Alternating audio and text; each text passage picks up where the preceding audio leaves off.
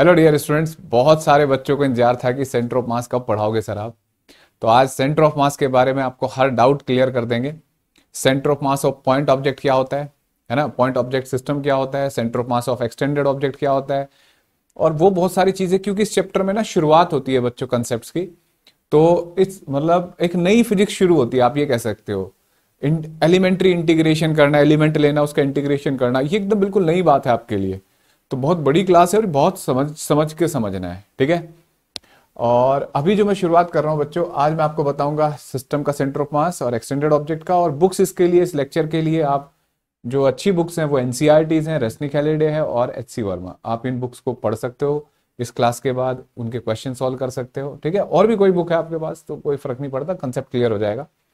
और ये कहाँ कहाँ हेल्प करेंगे ये लेक्चर आपको, अगर क्लास 11th के स्टूडेंट हैं, आप नीट की प्रिपरेशन कर रहे हैं, जेई मेन की, जेई एडवांस की प्रिपरेशन कर रहे हैं, केवीपीवाई ओलंपियाड, इनमें से किसी भी एग्जाम की प्रिपरेशन कर रहे हैं, तो आपके लिए बहुत बेनिफिशियल है ये, ठीक है। अब क्वेश्चन है कि अब तक हम जो इस चैप्टर से पहले तक की फिजिक्स है, अगर आपने नहीं पढ़ी तो बहुत सारे लेक्चर्स हैं बच्चों, प्लेलिस्ट में जाके आप अलग अलग topics, laws of motion, work, energy, power, motion in plane, सबकी वीडियो है, सबकी प्लेलिस्ट है, जाके उसे देख सकते हो। अब जैसे मैं सेंटर ऑफ मास की बात करूं बच्चों, तो centre of mass of the system की बात करें तो इसका लॉजिक क्या है। अब तक पॉइंट ऑब्जेक्ट मानते थे आप, किसी भी ऑब्जेक्ट को पॉइंट ऑब्जेक्ट मानते थे। पॉइंट ऑब्जेक्ट होता है कि जब उसकी डिस्टेंस ट्रेवल्ड उसके साइज के रेस्पेक्ट में बहुत ज्यादा हो, तो उस ऑब्जेक्ट को हम क्या मानते हैं, पॉइंट ऑब्जेक्ट है। तो जहां वो पॉइंट ऑब्जेक्ट है वहीं उसका मास है ना। मैं एक छोटी सी डॉट बना दूं यहाँ पे, मैं कहूँ ये पॉइंट ऑब्जेक्ट है, ये इस डायग्राम में बना दूं ये पॉइंट ऑब्जेक्ट है, तो जहां ये है वहीं पे इसका मास है। लेकिन क्या ये बैट एक पॉइंट ऑब्जेक्ट है? तो ये आदमी इसे बैट को ऐसे फेंक रहा है, ठीक है। तो देखो बैट कैसे भी जाएगा, उलट पुलट घूमते हुए, रोटेटरी करते हुए, ट्रांसलेटरी, लेकिन इसका एक सेंटर पॉइंट है। देखो ये डॉट, ये बिल्कुल पैराबोलिक पाथ फॉलो कर रही है। कि अगर बैट की बजाय एक बॉल होती है, एक पॉइंट ऑब्जेक्ट फेंकता, या बैट को ऐसे सोचो कि बैट मेटल का होता है, इसको हम क्या करते हैं बच्चों, एक पॉइंट ऑब्जेक्ट में कन्वर्ट करते हैं। कैसे? मान लो लोहे का बैट है, इसको पिघला लेते, लोहे को एक पॉइंट में कन्वर्ट कर देते और उसको फेंकते ऐसे यहां से सेम स्पीड से, तो वो इस पाथ को फॉलो करता पॉइंट ऑब्जेक्ट बनने के बाद। लेकिन जब ये पूरा बैट, अपनी एक शेप है इसकी, जब इसे फेंक रहे हैं तो भले ही कैसे भी जा रहा है ये उलट पुलट, लेकिन इसका ये सेंटर बिल्कुल इस डायरेक्शन को, मतलब इसी पाथ को फॉलो कर रहा है जब ये पॉइंट ऑब्जेक्ट था। तो कहीं ना कहीं इस पॉइंट को हम सेंटर ऑफ मास बोलते हैं। क्या लॉजिक है इसका? तो चलो शुरू करते हैं आज की पढ़ाई। देखो बेटा, हम ये मानते हैं कि जैसे जितना भी किसी भी ऑब्जेक्ट का मास है, जहां वो कॉन्सेंट्रेट करेगा, that point is called centre of mass. Centre of मास धीरे धीरे समझ में आएगा बच्चों, ये एकदम समझ में नहीं आएगा। COM लिख दिया मैंने इसको। A point where whole mass of an object assume to be concentrate, to be concentrate, ठीक है। इस पॉइंट को बोलते हैं बच्चों सेंटर ऑफ मास। यहीं पे एक वर्ड होता है सेंटर ऑफ ग्रेविटी, एक वर्ड होता है सेंट्रॉइड। ये 3 पॉइंट है बच्चों, इन तीनों का मतलब समझाऊंगा, ठीक है। तो समझना, देखो ये सेंटर ऑफ मास, एक वर्ड होता है सेंटर ऑफ ग्रेविटी, इनके अंतर भी समझेंगे। सेंटर ऑफ ग्रेविटी होता है a point where gravitational force, force यानी कि वेट, है ना, weight of an object assume to be concentrate, object assume to be concentrate। Sir क्या इसको एक ही वर्ड बोल दें? नहीं, ये कुछ हालात में एक ही वर्ड होता है, concentrate.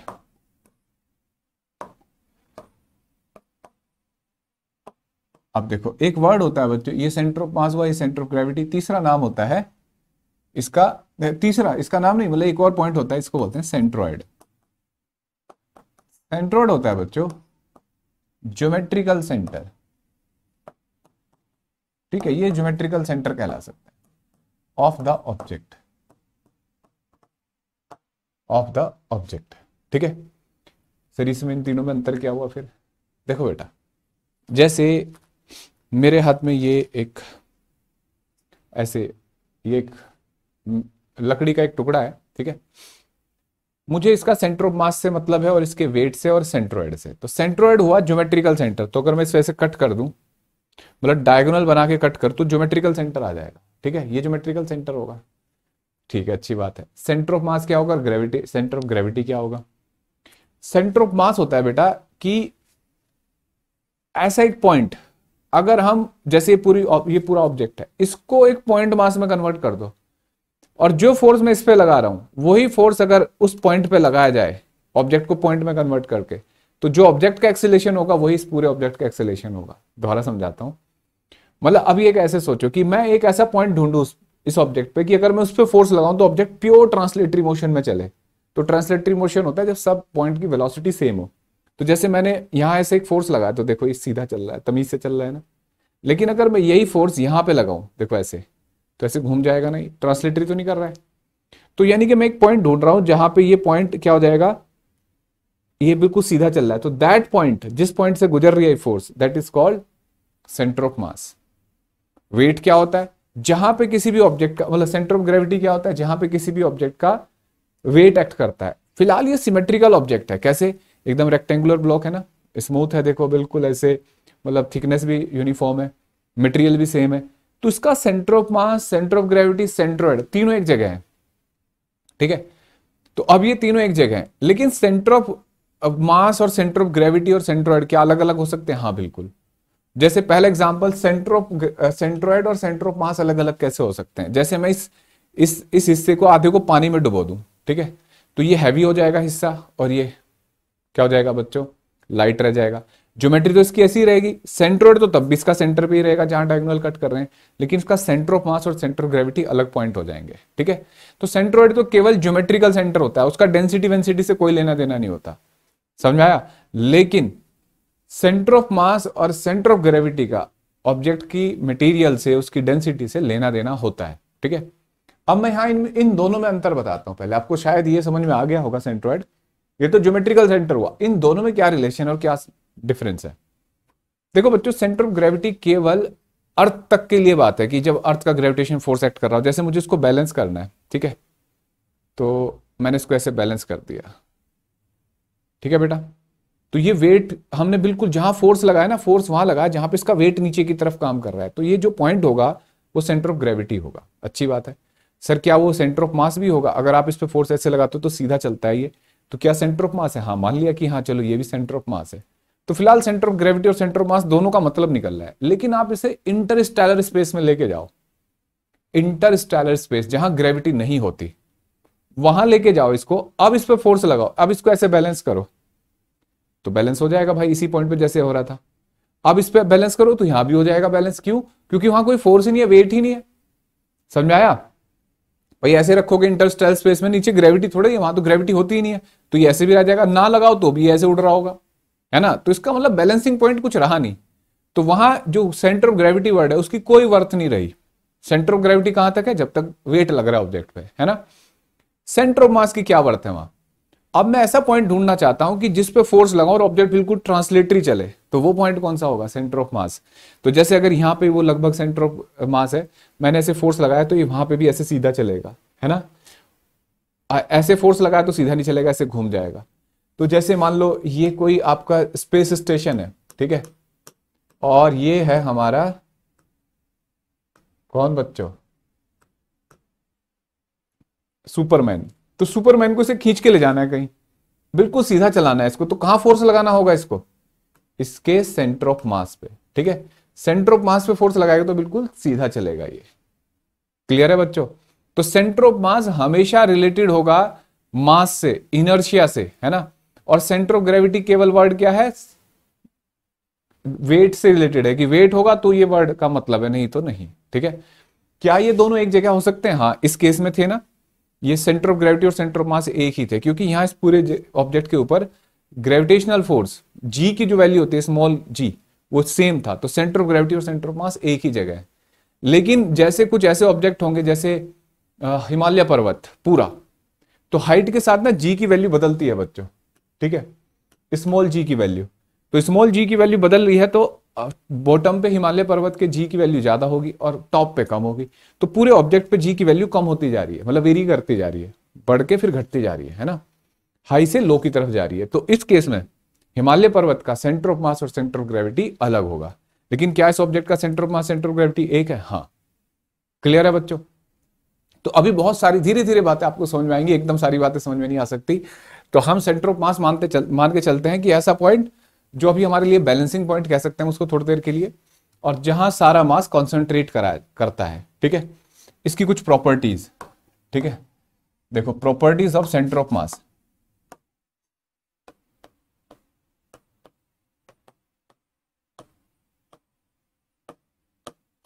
Properties of centre of मास बच्चों, ये एकदम धीरे धीरे समझ में आता है, बहुत कुछ चीजें हैं इसमें।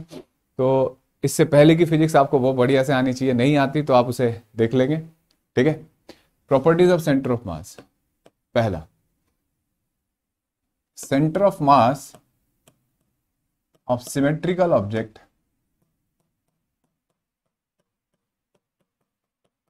सिमेट्री का मतलब यहां शेप से नहीं है, केवल उसकी डेंसिटी भी यूनिफॉर्म हो। ठीक है, will lie at geometrical centre.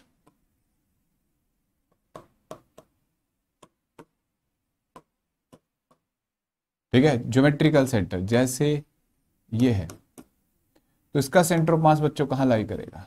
यहां पे। ठीक है, डिस्क है तो डिस्क का सेंटर ऑफ मास कहां लाई करेगा? ज्योमेट्रिकल सेंटर में, मतलब सेंट्रोइड कह सकते हो आप।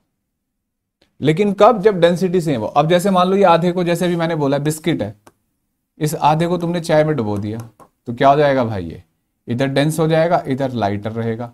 तो इसका centre of mass geometrical centre पे लाई नहीं करेगा। यहां सिमेट्रिकल का मतलब है डेंसिटी भी यूनिफॉर्म हो पूरे मटेरियल की। ठीक है बच्चों, अब देखो दूसरा point, centre of mass can lie outside the object. ये क्या बात सर? आउटसाइड द ऑब्जेक्ट लाई कर सकता है? हाँ, जैसे एल शेप का ऑब्जेक्ट है ऐसा। ठीक है, तो इसका सेंटर ऑफ मास यहां लाई कर सकता है। सर यहां फोर्स कैसे लगाओगे आप? तो फोर्स हम इस पॉइंट से गुजारेंगे, लाइन ऑफ एक्शन हम ऐसे लगा दें तो भी, है ना। तो मतलब सेंटर ऑफ मास ऑब्जेक्ट से बाहर भी हो सकता है, जैसे रिंग है, तो भाई रिंग का सेंटर ऑफ मास, तो यहां तो कोई मास ही नहीं है, अंदर तो खोखला होता है, रिंग तो ऐसे है ना, तो यहां तो कुछ भी नहीं है, ना मास है ना कुछ, लेकिन सेंटर ऑफ मास इसका यहां लाई करेगा। तो ऑब्जेक्ट से तो अलग ही है ना, मास से तो दूर है ना ये, है ना। तो सेंटर ऑफ मास वहां हो सकता है जहां मास नहीं हो एक्चुअल में। ठीक है, इसके बाद तीसरा point, when net force applied at center of mass, then चलो दिखाता हूं। जैसे ये कोई भी ऑब्जेक्ट है बच्चों, कैसा भी ऑब्जेक्ट है, इसका सेंटर ऑफ मास यहां है, हमने नेट फोर्स इस पॉइंट पे लगाया। ठीक है, तो बच्चों ये पता कैसे चलेगा? बिल्कुल तमीज से। अगर इसमें 2-3 पॉइंट ले लूं मैं, ए बी और ये सी, ठीक है, या इसको बी लिख देता हूं, सबकी वेलोसिटी क्या होगी बच्चों? V a, v c m, v b, ये सब बराबर होंगे। ठीक है, याद रखना है कि जब किसी भी ऑब्जेक्ट के सेंटर ऑफ मास पे फोर्स लगेगा तो that will have pure translatory motion, then it will have pure translatory motion. ठीक है बच्चों, अब देखो इसके बाद third point, centre of mass do not depend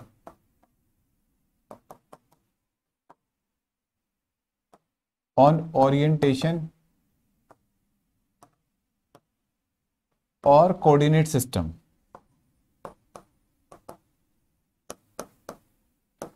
मतलब आपने रेफरेंस पॉइंट क्या ले रखा है? जैसे ये ऑब्जेक्ट है, ठीक है, इसका सेंटर ऑफ मास मान लो यहां है, तो चाहे ये रेफरेंस ले लो, चाहे ओरिजिन यहीं से गुजार दो, नया एक्सिस सिस्टम ये बनाओ, चाहे ये बना लो, आप सबके अकॉर्डिंग सेंटर ऑफ मास यही होगा ना।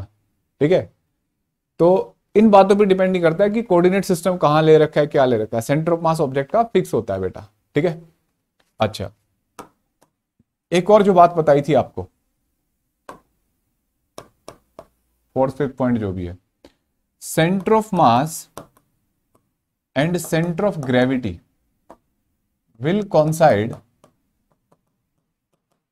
if G is uniform on all over the object। अगर ऑब्जेक्ट के पूरे ऑल ओवर ऑब्जेक्ट के ऊपर G की वैल्यू यूनिफॉर्म है तो बच्चों सेंटर ऑफ मास और सेंटर ऑफ ग्रेविटी एक ही बात होगी, ठीक है। अगर G की वैल्यू सेम नहीं है तो सेंटर ऑफ मास और centre of gravity same point नहीं होगा। तो मुझे बताओ, मेरे पास ये रिमोट है तो क्या इसकी G की सेंटर ऑफ मास और सेंटर ऑफ ग्रेविटी एक ही होंगे? हाँ, क्योंकि इतनी देर में थोड़े G, इतनी डिस्टेंस में थोड़े G की वैल्यू चेंज होती है, तो कई हजार किलोमीटर में बदलती है। यहाँ तो हर जगह हम 9.8 ही मानेंगे ना G की वैल्यू। लेकिन अगर मैं कहूँ कि हिमालय पर्वत, बुर्ज खलीफा, तो इनके सेंटर ऑफ मास और सेंटर ऑफ ग्रेविटी स्लाइटली अलग हो सकते हैं, ठीक है बच्चों। एक ऐसी वर्ड होता है centre of mass, centre of gravity, एक होता है सेंटर ऑफ बायंसी, जहां बॉयंस फोर्स एक्ट करता है, तो पढ़ेंगे उसको भी आने वाले चैप्टर्स में। तो बच्चों ये हमने सेंटर ऑफ मास के बारे में थोड़ी सी जानकारी ली है ना। अब देखो आगे बढ़ते हैं।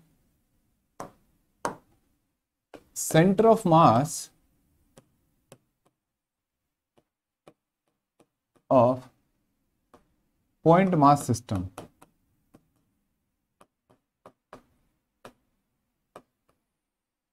एक बात बताओ बच्चों, सोचो जरा, ये पॉइंट मास है, इसका सेंटर ऑफ मास कहां होगा? तो आप क्या कहोगे, सर जहां है ये वहीं होगा, उसी जगह होगा, है ना, इसी जगह पे होगा सेंटर ऑफ मास, वहीं रहना चाहिए ना। सही बात है। मैंने इसका नाम रखा M1, मैंने यहां एक M2 लिया, मैं पूछ रहा हूं इसका सेंटर ऑफ मास कहां होगा? आप कहोगे सर यहीं पे होगा जहां ये रखा है, ऑब्वियसली, है ना।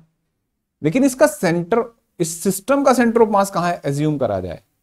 अब क्वेश्चन है क्यों एज्यूम करना चाहते हो सर आप? तो भाई मैं ये इसलिए एज्यूम करना चाहता हूं कि जैसे हम मानते हैं कि भाई पूरा मास यहां कॉन्सेंट्रेट कर रखा है कि यहां पे फोर्स लगाया जाए तो सीधा चलेगा ऑब्जेक्ट, वो वाला पॉइंट चाहिए मैं। तो देखो बच्चों, जैसे मान लो ये डिस्टेंस d है, ठीक है, तो मैंने कहा कि इसका सेंटर ऑफ मास ना यहां है और वो यहां से डिस्टेंस है उसकी x1, ठीक है, ये सेंटर ऑफ मास है, और मैं x1 को लिख रहा हूं m2d upon m1 plus m2। समझ रहे हो बच्चों, m2d upon m1 plus m2। Check करके देखते हैं, इफ ये देखते हैं कि ये सही लिखा गलत, वेरीफाई कर सकते हैं, प्रूफ नहीं करना बच्चों में। अगर m2 जीरो हो जाए, बच्चों m2 जीरो रखो जरा, इसमें x1 क्या आ जाएगा? जीरो। अगर ये मास ना हो तो इस पूरे सिस्टम में मास यही है, तो इसका सेंटर ऑफ मास कहां होगा? जहां रखा है, तो ये जीरो नहीं हो जाएगा x1, सारा सेंटर ऑफ मास यही नहीं आ जाएगा बच्चों। इसको ओरिजिन मान लिया, रेफरेंस मान रखा है इसको, ठीक है, ये ओरिजिन है। तो अगर मैं m2 जीरो कर दूं तो यहां होना चाहिए ना सेंटर ऑफ मास, क्योंकि अकेला यही मास बचा है सिस्टम में। तो चेक करके देखो, m2 जीरो रखो तो x1 भी क्या आ गया? जीरो। सही बात है। और अगर m1 जीरो हो जाए तो सोचो बच्चों, m1 जीरो हो जाए तो अगर m1 जीरो करते हैं तो इस सिस्टम में केवल मास यहां है और ये पॉइंट है, तो सेंटर ऑफ मास यही होना चाहिए। तो डिस्टेंस कितनी आनी चाहिए सेंटर ऑफ मास के ओरिजिन के रेस्पेक्ट में? d। तो देखो चेक करके देखते हैं, m1 जीरो करो, m2d upon zero plus m2, कितना आ गया बच्चों? d आ गया। तो भाई ये तो सही है ना, ये तो सही आ रहा है। x1 की वैल्यू कितनी आ रही है बच्चों? d के बराबर आ रही है, तो सेंटर ऑफ मास यहां लाई कर रहा है। अच्छी बात है। तो इसका मतलब ये फॉर्मूला थोड़ा सा हमें सेंटर ऑफ मास फाइंड करने में मदद करेगा। अब देखो बच्चों, अगर ऐसा है तो मैं ये m1 m2 यहां खिसका देता हूं, ठीक है, और ओरिजिन यहां पे,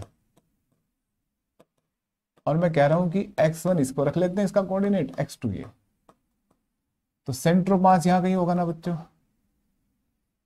ठीक है, होगा कहीं ना कहीं। तो मैं इसे लिख देता हूं, फिर उसको वेरीफाई करते हैं क्या सही या गलत है। एक्सीएम होगा बच्चों m1x1 plus m2x2 upon m1 plus m2। ठीक है, बोलो बच्चों, होगा नहीं होगा?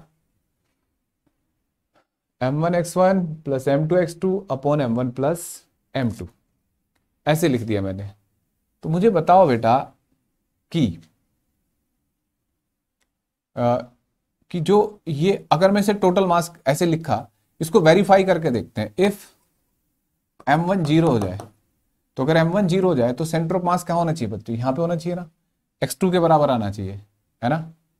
सोचो बच्चों, तो xcm, m1 जीरो रखो यहां दोनों जगह, तो m2 बाय ये क्या आ रहा है, m2x2 अपॉन m2, कट गया ना? कितना आ रहा है भाई? x2 आ रहा है, नहीं आ रहा है? बिल्कुल ऐसे ही अगर मैं यहां if m2 equal to zero रखूं, अगर मैं m2 जीरो कर दूं, सिस्टम में यही है तो सेंटर मास यहां होना चाहिए। तो देखो बच्चों, m2 जीरो रखा, ठीक है, तो m2 इसमें जीरो रखो जरा, तो xcm क्या आएगा, m1x1 अपॉन m1, कट गया, तो xcm इक्वल टू x1, तो सेंटर ऑफ मास यहां पे आ रहा है। तो इसका मतलब ये फॉर्मूला तो बढ़िया बन गया भाई, है ना? ये फॉर्मूला सही बन गया। ठीक है, तो आज से हमारे लिए सेंटर ऑफ मास का एक्स कोऑर्डिनेट मत ये, अगर 2D सिस्टम हो, देखो बेटा, अगर 2 डायमेंशन सिस्टम हो जाए तो देखो 2 डायमेंशन सिस्टम या 2D सिस्टम या 3D भी हो सकता है बच्चों, है ना? एक्स वाई जेड, तो जैसे हमने एक्स का फॉर्मूला पढ़ा, ऐसे ये एक्स ये वाई, ऐसे एक मास यहां पे है, इसके कोऑर्डिनेट है x1 y1, ऐसे ही ये दूसरा मास है x2 y2, ठीक है? इनकी पोजीशन होगी, ये r1 वेक्टर है, ये r2 वेक्टर है, तो यहां इसका सेंटर ऑफ मास ये बनेगा ना बच्चों, xcm ycm, ठीक है? मानते बच्चों? तो क्या लिखा जाएगा, RCM m1x1, ओ पहले xcm लिखते हैं, ठीक है? देखो xcm बताओ क्या लिखा जाना चाहिए, m1x1 plus m2x2 upon m1 plus m2, ठीक है? अभी मैं थोड़ी देर में आपको भी सिखाऊंगा कि डेली लाइफ में आप किसी ऑब्जेक्ट का सेंटर ऑफ मास या बैलेंसिंग पॉइंट कैसे ढूंढ सकते हो, अभी सिखाऊंगा, ठीक है? तो देखो YCM m1 y1 plus m2 y2 upon m1 plus m2। अच्छा, अगर 3D हो तो ZCM भी लिख सकते हो, ठीक है? समझा बच्चों? अच्छा, अगर बिल्कुल ऐसे ही सिमिलरली पोजीशन वेक्टर के टर्म में लिखना हो, RCM क्या लिखोगे बच्चों, m1 r1 plus m2 r2 upon m1 plus m2, ये पोजीशन वेक्टर के टर्म में, ठीक है? समझ में आया बच्चों? ये पोजीशन वेक्टर के टर्म में लिखा जा सकता है। बोलो, इतनी बात समझ में आई? अब इसका यूज करेंगे, उससे पहले मैं आपको एक और छोटी सी बात बताता हूं। देखो, जैसे अगर मैं आपसे कहूं कि ये एक सिस्टम है, ओरिजिन यहां है, ठीक है? ये ओरिजिन है, और बच्चों यहां m1 है, यहां m2 है, ठीक है? ये x2 है, मतलब इसके कोऑर्डिनेट होंगे x2, 0, और इसके कोऑर्डिनेट क्या होंगे, -x1, 0, ठीक है? तो बताओ xcm क्या लिखा जाना चाहिए, इसके कोऑर्डिनेट 0, 0 है, तो यहां सेंटर ऑफ मास कह रहा हूं मैंने खुद मान लिया कि सेंटर ऑफ मास यहां है, तो सेंटर ऑफ मास के कोऑर्डिनेट कैसे लिखे जाते हैं, क्या फॉर्मूला लिख के आए आप? इस पूरे चैप्टर में यही फॉर्मूला चलेगा बच्चों, m1x1 plus m2x2 m1 plus m2, ऐसे लिख सकते हैं, ठीक है? अब देखो, आपको पता है xcm, अगर ये सेंटर ऑफ मास यहां लाई कर रहा है सिस्टम का, तो ये क्या लिखा जाएगा, 0, है ना? अच्छा, m1 x1 क्या है इसका, negative, -x1 plus x2 upon total मास m1 प्लस m2। देखना बच्चों, यहां से ये 0 में जाएगा,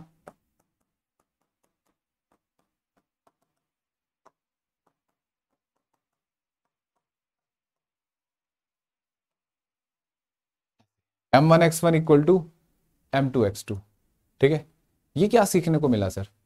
देखो बच्चों, ऐसे एक वर्ड होता है moment of force, moment of that quantity, moment of charge. तो मोमेंट जब भी किसी क्वांटिटी के साथ लिखते हैं तो मोमेंट का मतलब होता है डिस्टेंस के साथ मल्टीप्लाई करना। यहां देखो, इस पॉइंट के अबाउट, ओरिजिन के अबाउट, ये मतलब सेंटर ऑफ मास के अबाउट मोमेंट है किसका? m1 का। ऐसे ही किसका है? m2 का। तो सेंटर ऑफ मास वो पॉइंट होता है जिसके अबाउट सारे मासेस का मोमेंट इक्वल होता है। ठीक है, सेंटर ऑफ मास एक ऐसा पॉइंट होता है किसी ऑब्जेक्ट का जिसके अबाउट सारे मासेस का मोमेंट क्या होता है? 0 होता है। ठीक है सर, इससे कुछ फायदा मिलेगा? हमें बहुत कुछ चीज सीखने को मिलेगी। ठीक है, तो सेंटर ऑफ मास हुआ। अच्छा, एक बात और, जिसका मास ज्यादा होगा, अब मैं कह रहा हूं कि x into y equal to constant है, मतलब a into b equal to constant. तो आपको कई बार सिखाया a इंटू बी कॉन्स्टेंट है, तो अगर a बढ़ा दोगे तो b कम हो जाएगा, b बढ़ा गए तो a कम हो जाएगा। मानते हो बच्चों? समझ में आया बात? तो मुझे बताओ कि अगर कहीं डिस्टेंस कम है तो उधर का मास क्या होगा? अगर कहीं डिस्टेंस कम है तो उधर का मास क्या होना चाहिए? ज्यादा। और जिधर का मास ज्यादा होगा उधर की डिस्टेंस कम, अगर डिस्टेंस ज्यादा है तो मास कम।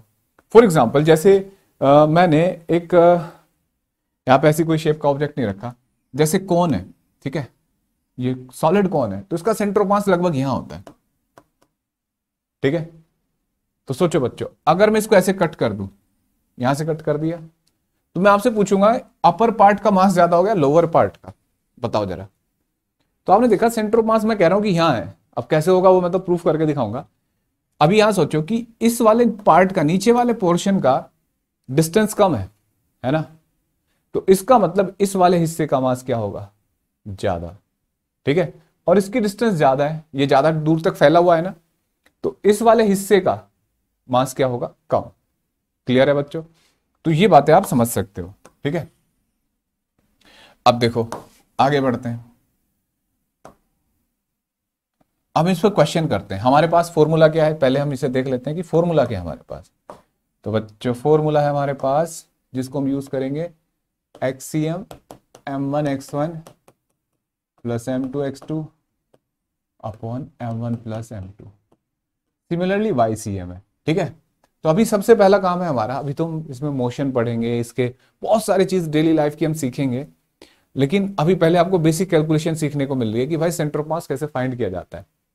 तो देखो, सेंटर ऑफ मास फाइंड करने का जो पहला तरीका है बच्चों, ये फॉर्मूला है, पॉइंट ऑब्जेक्ट का मास का कैलकुलेट करना है। तो जैसे ये क्वेश्चन दे दिया, ये 3 मास है बच्चों, ये x एक्सिस, y एक्सिस है ना, ये 5 kg, ये 2 kg, ये 10 kg, ये 10 मीटर, 10 मीटर, 10 मीटर। ठीक, हमें इस सिस्टम का सेंटर ऑफ मास फाइंड करना है बच्चों। तो देखो,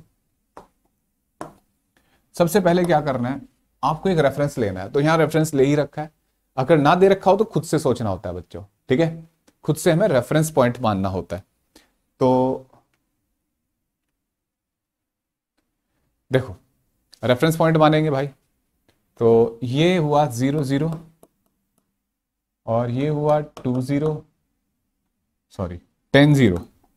कैलकुलेशन देखते रहना बच्चों, 10 0, और बच्चों ये हुआ 5, डिस्टेंस 5 है, और ये डिस्टेंस कितनी है बच्चों?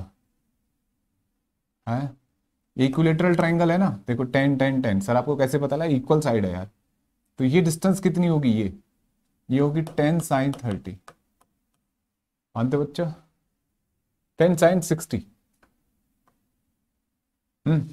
भाई ये 60 हाइपोटेन्यूस 10, तो 10 sin 60 होगा नहीं होगा? ये क्लियर है?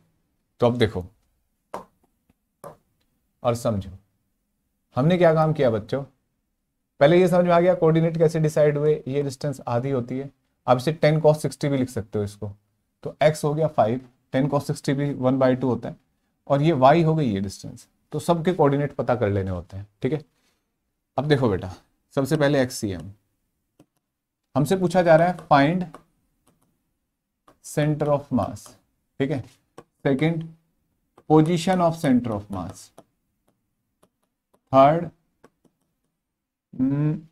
Distance of centre of mass from origin, या 2 kg, कहीं से भी पूछ लेगा कि 2 kg से कितनी दूर है सेंटर ऑफ मास, ऐसे ऐसे क्वेश्चन पूछा जा सकते हैं। तो देखो जरा, एक्सीएम कैलकुलेट करते हैं पहले। 5 इंटू 0 मतलब मास इंटू उसका एक्स कोऑर्डिनेट, मास इंटू उसका एक्स कोऑर्डिनेट, मास इंटू उसका एक्स कोऑर्डिनेट, ठीक है।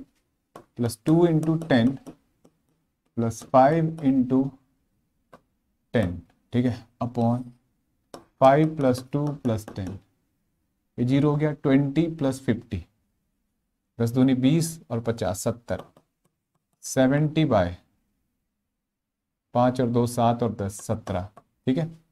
Similarly y c m, mass into उसका x coordinate, y coordinate 5 into 0 plus mass into उसका y coordinate 2 into 0 plus mass into 10 sine 60 upon total mass 5 plus 2 plus 10, ठीक है। अब देखो 100 sign 60 कितना होता है बच्चों, √3/2 है ना, और ये 17, ठीक है बच्चों। ये हो गया 50 √3/17, ये आ गया बच्चों पोजीशन उसकी, कहाँ है वो, है ना। पोजीशन वेक्टर लिखना है तो क्या लिखोगे, RCM XCM I cap plus YCM J cap. XCM कितना है 17/17 I cap plus 50 √3/17 J cap. ये सेंटर ऑफ मास आ गया। क्लियर है बच्चों। अगर अब मैं से पूछ लूं किसी पार्ट में कि इसकी डिस्टेंस बताओ ओरिजिन से, तो आप क्या करोगे, डिस्टेंस के लिए मैग्नीट्यूड ऑफ RCM कैलकुलेट कर लो। कर लोगे नहीं बच्चों। इसका मैग्नीट्यूड, मान लो सेंटर ऑफ मास यहां आया, तो उसका मैग्नीट्यूड जो होगा बच्चों वही तो डिस्टेंस होगी। और किसी भी वेक्टर का मैग्नीट्यूड क्या होता है, √ऑफ इसका स्क्वायर प्लस इसका स्क्वायर। लेकिन अगर, हाँ कुछ बच्चों को ऐसे लग रहा होगा सर ये इक्विलेटरल ट्रायंगल है तो इसका सेंटर ऑफ मास तो सर इसके सेंट्रोइड पे ही होगा ना, क्योंकि मास अलग अलग है। 5 to 10 ज्योमेट्री तो यूनिफॉर्म है, सिमेट्रिकल है, लेकिन मास सिमेट्रिकल नहीं है।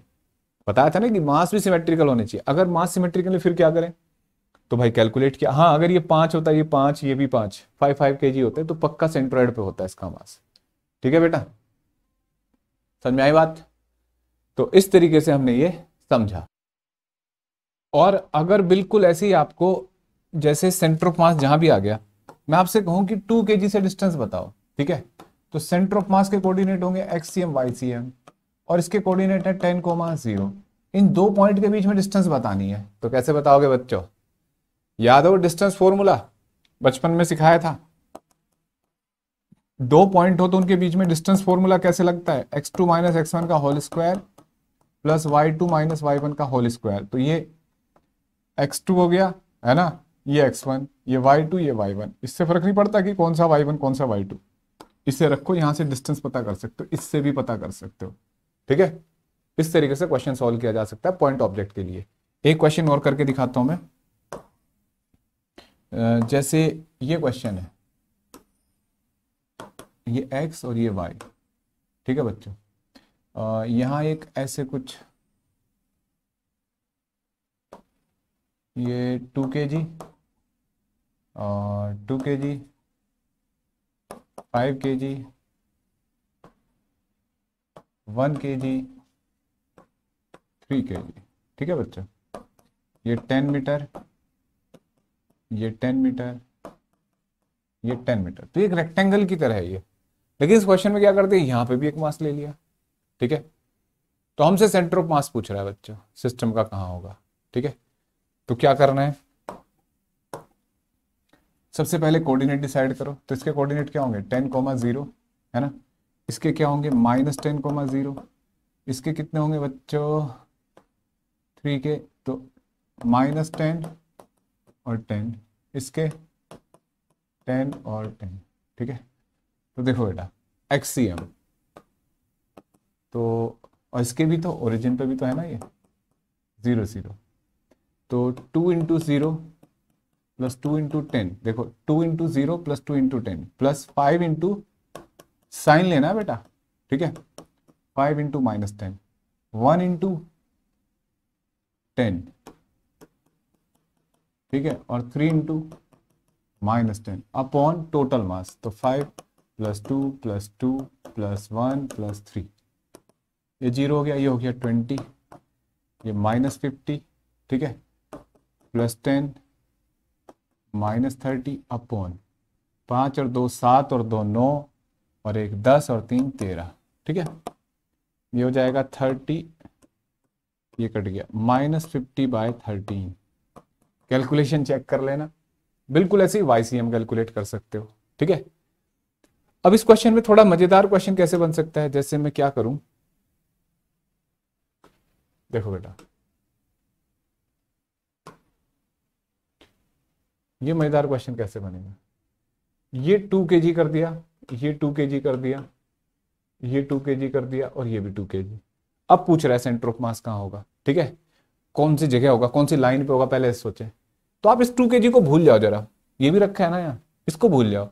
तो ये 2 2 2 एक रेक्टेंगल पे रखे हैं, तो इनका ज्योमेट्रिकल सेंटर, इनका सेंटर ऑफ मास होगा, तो कहाँ होगा, अगर आप ऐसे कट कर दें तो यहां लाई कर जाएंगे ना इसका सेंटर ऑफ मास। और वो कितनी दूर होगा बच्चों, बिल्कुल इसके मिड पे होना चाहिए। तो ये यहां से क्या, ये सेंटर ऑफ मास हो गया, ठीक है, और ये हो जाएगा बच्चों 5,0 पे। क्यों, क्योंकि पूरा 10 है ना। अब आपको क्या करना है, इन सबको भूल जाओ, बस इनका टोटल मास देख लो, 2 2 2 2, कितना हो गया 8। अब देखो बच्चों कितना मजेदार हो गया क्वेश्चन, भूल जाओ इसको, ये भूल जाओ, ये भूल जाओ, ये भूल जाओ, ये भूल जाओ, ये भूल जाओ, ठीक है।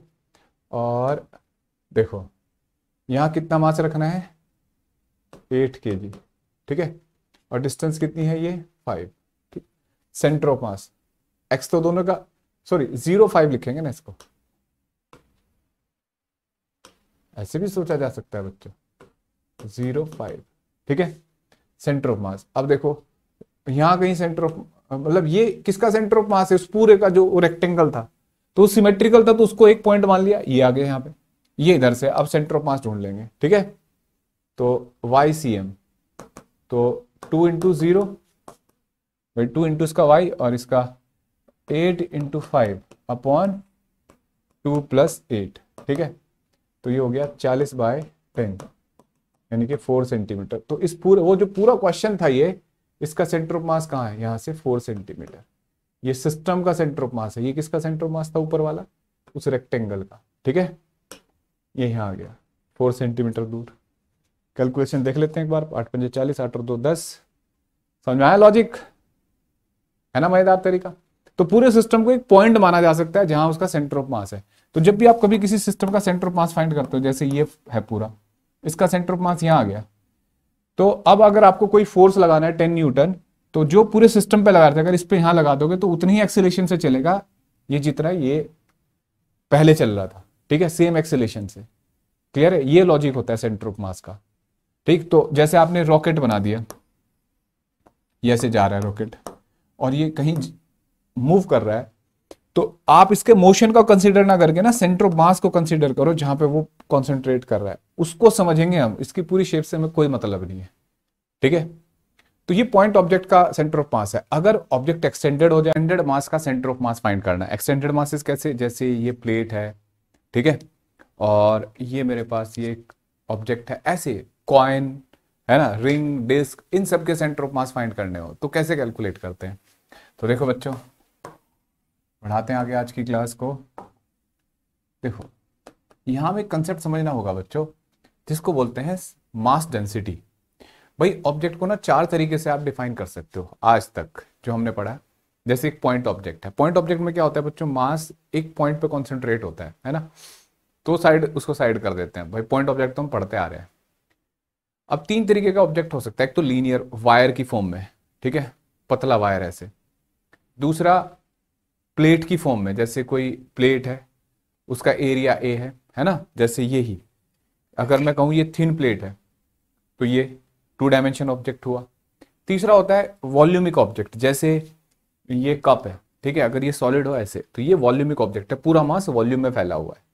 तो ऐसे ऐसे ऑब्जेक्ट को मतलब यानी कि तीन तरीके से मास लाई कर सकता है किसी ऑब्जेक्ट पे, है ना। तो यहां तीन तरीके से हम इनको कैटेगराइज कर सकते हैं। लीनियर ऑब्जेक्ट, ठीक है, टू डायमेंशनल ऑब्जेक्ट और 3D ऑब्जेक्ट।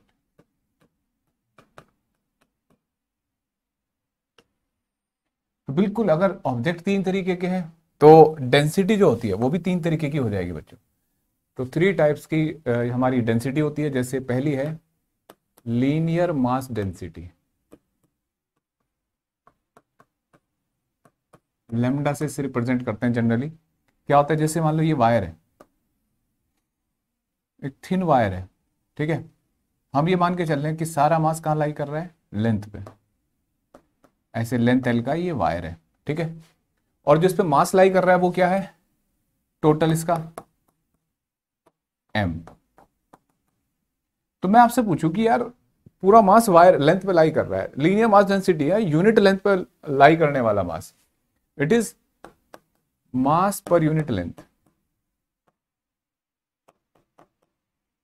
ठीक है, मास पर यूनिट लेंथ। यानी कि लेमडा लिखा जा सकता है total mass upon total length. समझ रहे हो बच्चों। अब देखो अगर लेंथ वन हो जाए, लेंथ वन हो जाए तो लेमडा क्या हो जाएगा, एम के बराबर हो जाएगा, नहीं है ना। तो 1 मीटर का मास है ये। आपसे पूछा जाए कि भाई इसका इतनी लेंथ है एक छोटी सी, है ना, इसका मास पता करो, डीएल लेंथ है ये, स्मॉल मतलब डीएल, तो इसका मास भी क्या होगा, स्मॉल होगा, डीएम। कितना लिखा जा सकता है, आपको पता लग गया कि लेमडा होता है 1 मीटर का मास, तो डीएल मीटर का मास कितना होगा, सोचो बच्चों, लेमडा डीएल ना, तो ये डीएम आ गया, ठीक है, मास ऑफ लेंथ डीएल, ये जो आया। मतलब जो भी लेंथ का मास आपको फाइंड करना है आज से, अब उसको लेमडा में मल्टीप्लाई कर दोगे तो क्या मिल जाएगा, टोटल मास। अब देखो मतलब उस लेंथ का मास, अगर टोटल पता करना है तो टोटल मास के लिए क्या करोगे बच्चों, इंटीग्रेशन लेमडा डीएल, ठीक है, ये कर देंगे तो टोटल मास आ जाएगा। क्लियर है बच्चों। तो ये जितने भी एलिमेंट है ये इन सबके टोटल मास कैलकुलेट करने, तो आपको क्या करना चाहिए, ऐसे एलिमेंट लीनियर मास डेंसिटी पता होती है, इनटू लेंथ कर देंगे तो टोटल मास आ जाएगा। क्लियर है। अब ये कैसे होगा ये आगे की बात है, अभी करेंगे सीखेंगे, है ना। टू डायमेंशन ऑब्जेक्ट क्या होता है, जैसे ये कोई ऑब्जेक्ट है, जैसे कोई प्लेट है, ठीक है, इसका एरिया है ए टोटल और मास है इसका एम, ठीक है। तो यहां जो वर्ड आएगा बच्चों, यहां आएगा surface mass density, surface mass density, इसका अपना सिंबल होगा, तो जनरली इसे सिग्मा से रिप्रेजेंट करते हैं। तो सोचना अच्छा कि जैसे ये मास पर यूनिट लेंथ था, यहाँ मास एरिया पे लाई कर रहा है, तो यहाँ क्या बोलना चाहिए हमें इसको, बोलो बच्चों, total mass upon total area, ठीक है। तो sigma equal to mass upon area, ऐसे। अब हमसे कहा जाए कि यार इसमें ना कोई छोटा सा इतना सा मास लेना है, ये इसका एरिया है डी ए, इसका टोटल मास पता करो तो कितना होगा बच्चों, देखना जरा, mass of area D A कितना होगा बच्चों, सिग्मा इंटू डी ए। भाई जो एरिया है उसको मल्टीप्लाई कर देते हैं इसमें सिग्मा में, तो मास आ जाएगा। अच्छा बताओ, अगर मैं ऐसे करके बहुत छोटे छोटे एलिमेंट ऐसे लेता जाऊं और उन्हें जोड़ता जाऊं तो क्या होगा बच्चों, किसका मास, ऐसे बहुत सारे, तो कैसे लिखेंगे फिर उसका total mass, integration sigma d ए। समझ में आया बच्चों, ऐसे लिख सकते हैं। तो ये टू डायमेंशन ऑब्जेक्ट के लिए सरफेस, टू डायमेंशन मतलब एरियल ऑब्जेक्ट भी बोलते हैं, प्लेन ऑब्जेक्ट भी बोलते हैं। जैसे पेपर होता है, पेपर की थिकनेस नेग्लिजिबल मान लेते हैं। अब तीसरा है 3D ऑब्जेक्ट, जैसे ये ऑब्जेक्ट 3 डायमेंशनल ऑब्जेक्ट है, ठीक है। तो यहां मास पूरे वॉल्यूम में लाई कर रहा है, तो पूरे वॉल्यूम में लाई कर रहा है, तो यहां क्या नाम लिखना चाहिए बच्चों, टोटल वॉल्यूम है V। अच्छा, ऐसा नहीं होता कि मतलब ये इसका वॉल्यूम नहीं है, इसका भी हर एक ऑब्जेक्ट का वॉल्यूम है, लेकिन ये एक इजी तरीका है कैलकुलेट कर देगा, ठीक है। अब जैसे देखो, समझा बच्चों, मतलब ये इजी तरीका है वैल्यू को कैलकुलेट करने का। अब जैसे ये वी है, एम है टोटल मास, ठीक है, हमने इसको ऐसे लिख दिया। यहाँ कौन सी डेंसिटी होनी चाहिए, जो आज तक पढ़ी है ना वो डेंसिटी वही वाली है ये, लेकिन आज इसको लिखेंगे वॉल्यूमिक मास डेंसिटी या वॉल्यूम मास डेंसिटी। डी से भी लिखते हैं इसका सिंबल, और आप रो से लिख देंगे, तो rho equal to total mass upon total volume, ठीक है बच्चों, ऐसे लिखा। अब मान लो इसके अंदर कोई पर्टिकुलर वॉल्यूम है, एक छोटा सा या बड़ा सा जो भी वॉल्यूम है, ये इसका मास पता करना है, ये है डीबी, तो इसका मास कितना होगा, d m equal to rho d b, ऐसे। और टोटल मास के लिए क्या कर देंगे बच्चों, फॉर्मूला इंटीग्रेशन रो डी बी, ऐसे टोटल मास आ सकता है। मतलब डेंसिटी पता है तो टोटल वॉल्यूम मल्टीप्लाई कर दो, जितने भी मास का आपको वॉल्यूम कैलकुलेट करना है, सॉरी जितने भी वॉल्यूम का मास कैलकुलेट करना है वो मल्टीप्लाई करके आंसर आ सकता है। यहाँ थोड़ा ध्यान देना है कि जैसे ज्यादातर अब तक जो हमें पढ़ाया जाता था फिजिक्स में, साइंस में, डेंसिटी यूनिफॉर्म होती थी हर ऑब्जेक्ट की। यहाँ डेंसिटी वेरिएबल भी हो सकती है, ठीक है, तब आपको इंटीग्रेशन से लिखना है। डेंसिटी यूनिफॉर्म होती है तो आप डेंसिटी इंटू वॉल्यूम कर देते हो टोटल। यहाँ क्या करना पड़ेगा, डेंसिटी लेंगे, एक छोटा सा एलिमेंट लेंगे, वो एलिमेंट कैसे लिया था वो भी सिखाऊंगा। ऐसे करते करते टोटल मास आ जाएगा। क्लियर है बच्चों। अब मैंने आपको बताया था कि सिमेट्रिकल ऑब्जेक्ट जो होते हैं उनका सेंटर ऑफ मास कहाँ होता है, उनके ज्योमेट्रिकल सेंटर पे। अभी मैं आपको बहुत सारी ज्योमेट्री की वजह से सेंटर ऑफ मास लिखाऊंगा। जैसे नीट के जो स्टूडेंट हैं उनको डिटरमाइन करने की जरूरत नहीं है, सीधे याद कर सकते हैं, वो इस क्लास के एंड में सिखाऊंगा। अभी फिलहाल वो क्वेश्चन सिखा रहा हूं मैं जो ज्यादातर कंपटीशन में आते हैं, चाहे वो नीट हो, सीबीएसई हो, जेई हो, केपीवाई हो, कोई भी हो, बड़े ट्रेंड के क्वेश्चन है बच्चों, तो वो सिखाने जा रहा हूं। तो देखो जरा, मैं एग्जाम्पल लूंगा, एक क्वेश्चन से समझाने की कोशिश करूंगा आपको, ठीक है। देखो बेटा कितने इंटरेस्टिंग क्वेश्चन होते हैं। जैसे ये एक्स ये वाई, ठीक है, क्वेश्चन ऐसा मिला कि ये एक डिस्क है और यहां एक और डिस्क रखी हुई है, इसका रेडियस है आर और इसका रेडियस है बच्चों आर बाई टू। हो सकता है दो ऑब्जेक्ट है, इसका रेडियस आर और इसका आर बाई टू, डिस्क है, ये दो डिस्क है, ठीक है, डिस्क ए और डिस्क बी, ठीक है। डेंसिटी सेम है इनकी, ठीक है। जैसे ऐसे सोचो, एक बड़ा सा कॉइन रखा है, फिर उसके बराबर में एक कॉइन रखा है, और मान लो एक्सिस ऐसे दे रखा है, तो पूछा जा रहा है सिस्टम का सेंटर ऑफ मास कहां होगा। समझ रहे हो बच्चों, इस सिस्टम का सेंटर ऑफ मास कहां होगा। तो इन क्वेश्चंस को कैसे करते हैं, तो मैं हेडिंग लिख देता हूं, centre of mass of system of 2D objects, ठीक है, ऐसे। ये क्वेश्चन नोट नहीं करेंगे, आप पहले फॉर्मूला समझेंगे, ठीक है। हमने क्या पढ़ा है बच्चों अभी फॉर्मूला, जैसे एक्सीएम m1x1 प्लस m2x2 है ना, अपॉन टोटल मास, ऐसे लिखा है बच्चों। अब देखो, जैसे आपको पता होगा कि यार ये डिस्क है तो इसका सेंटर ऑफ मास इसके सेंटर पे होगा, यहीं पे होगा, इस वाली डिस्क का। सिमेट्रिकल ऑब्जेक्ट है तो उसके कोऑर्डिनेट, अब जैसे ओरिजिन बना है तो यही होंगे, यहाँ होगा ना इसका सेंटर ऑफ मास, और इस वाली डिस्क का सेंटर ऑफ मास यहाँ होगा, तो उसके कोऑर्डिनेट तो पता होने चाहिए ना मैं। तो कैसे, देखो इसका सेंटर ऑफ मास यहाँ है और ये ओरिजिन ये है, तो आर डिस्टेंस तो ये है ना, प्लस आर बाई टू ये, तो ये डिस्टेंस कितनी होगी 3r/2, और एक्स कितना हो गया, एक्स एक्स वाई एक्सिस पे है ना, तो एक्स तो हो गया 0 और वाई कितना हो गया 3r/2। तो देखो x1 y1 x2 y2 coordinate पता लग गए ना। तो जब भी कभी ऐसा क्वेश्चन आएगा आपको सबसे पहले क्या करना है, कोऑर्डिनेट कैलकुलेट करने हैं बच्चों, ठीक है। तो सबसे पहले आपने कोऑर्डिनेट कैलकुलेट कर लिए उन मासेस के, ठीक है। अब इस क्वेश्चन में देखो कहीं भी मास नहीं दिखा रखा है, आपको पता तो नहीं है ना। अगर मास दे दिया हो तो ये फॉर्मूला लगाओ, लेकिन ज्यादातर 99.9% में मास नहीं देता आपको, तो क्या करना है, अभी आप पढ़ के आए कि अगर ये 2 डायमेंशन ऑब्जेक्ट है तो सरफेस मास डेंसिटी सिग्मा होती है, और सिग्मा इक्वल टू था मास अपॉन एरिया, है ना।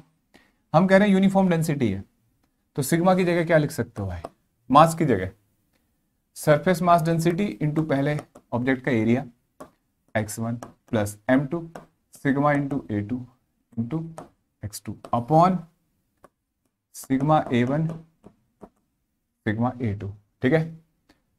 देखना बच्चों, सिग्मा कॉमन आ गया, कट जाएगा, क्या फॉर्मूला बन गया, सिग्मा A1 ओ सिग्मा कट गया, A1 x1 plus A2 x2 upon A1 plus A2, ठीक है, XCM। Similarly YCM A2 similarly YCM भी तो बना सकते हैं ना, A1 y1 A2 y2 upon A1 plus A2।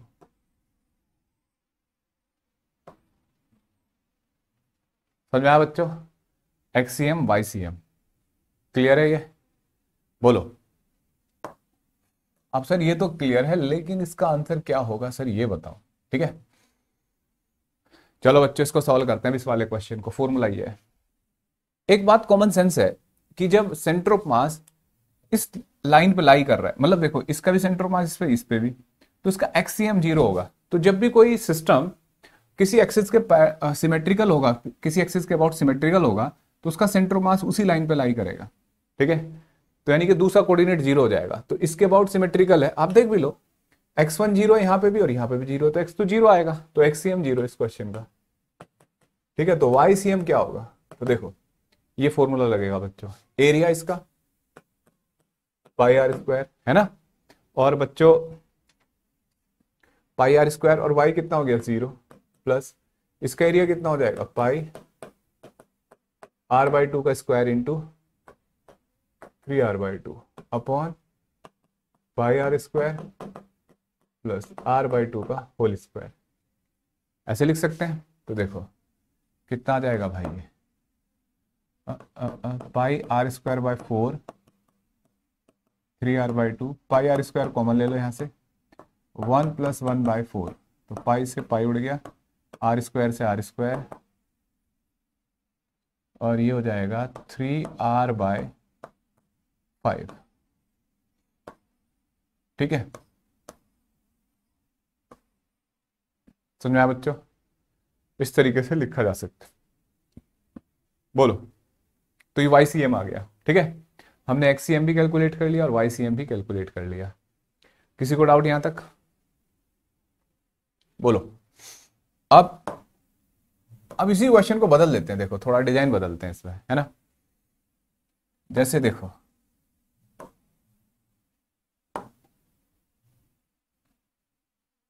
ऐसा क्वेश्चन है,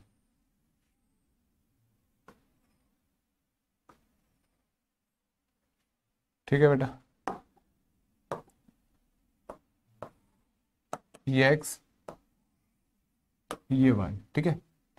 ये साइड है 2a और ये भी 2a tan a और ये भी tan a। ये ऐसे दो प्लेट रखी हैं बच्चों, ठीक है। Where is the centre of mass of this system, ये क्वेश्चन है, ठीक है। हमें ये कैलकुलेट करना है, where is the centre of mass of this system. तो कैसे कैलकुलेट करें बच्चों? तो देखो सबसे पहला काम है भाई, ये भी प्लेट रखी है, दो प्लेट है बच्चों, ये टी शेप में है ना प्लेट्स, और हमें ज्यादातर एरिया दे रखा होता है, मास नहीं दे रखा है, और हम ये मान के चलेंगे एक ही मेटल का है, एक ही मटेरियल है, ताकि सरफेस मास डेंसिटी सेम हो। अगर अलग होगी तो बताएगा, फिर तो हम फॉर्मूला मास लेंगे और सिग्मा इंटू एरिया लिखेंगे। अब सब सेम दे रखी है तो सीधा कौन सा फॉर्मूला लगाएंगे, A1 x1 A2 y2, ये वाला जो भी पड़ा है ना। तो देखो बच्चों, ये दो प्लेट हुई, दोनों रेक्टेंगल है, तो इसका सेंटर ऑफ मास कहां होगा, यहां पे है ना, और इसका सेंटर ऑफ मास कहां होगा, ज्योमेट्रिकल सेंटर, सेंट्रोइड, है ना।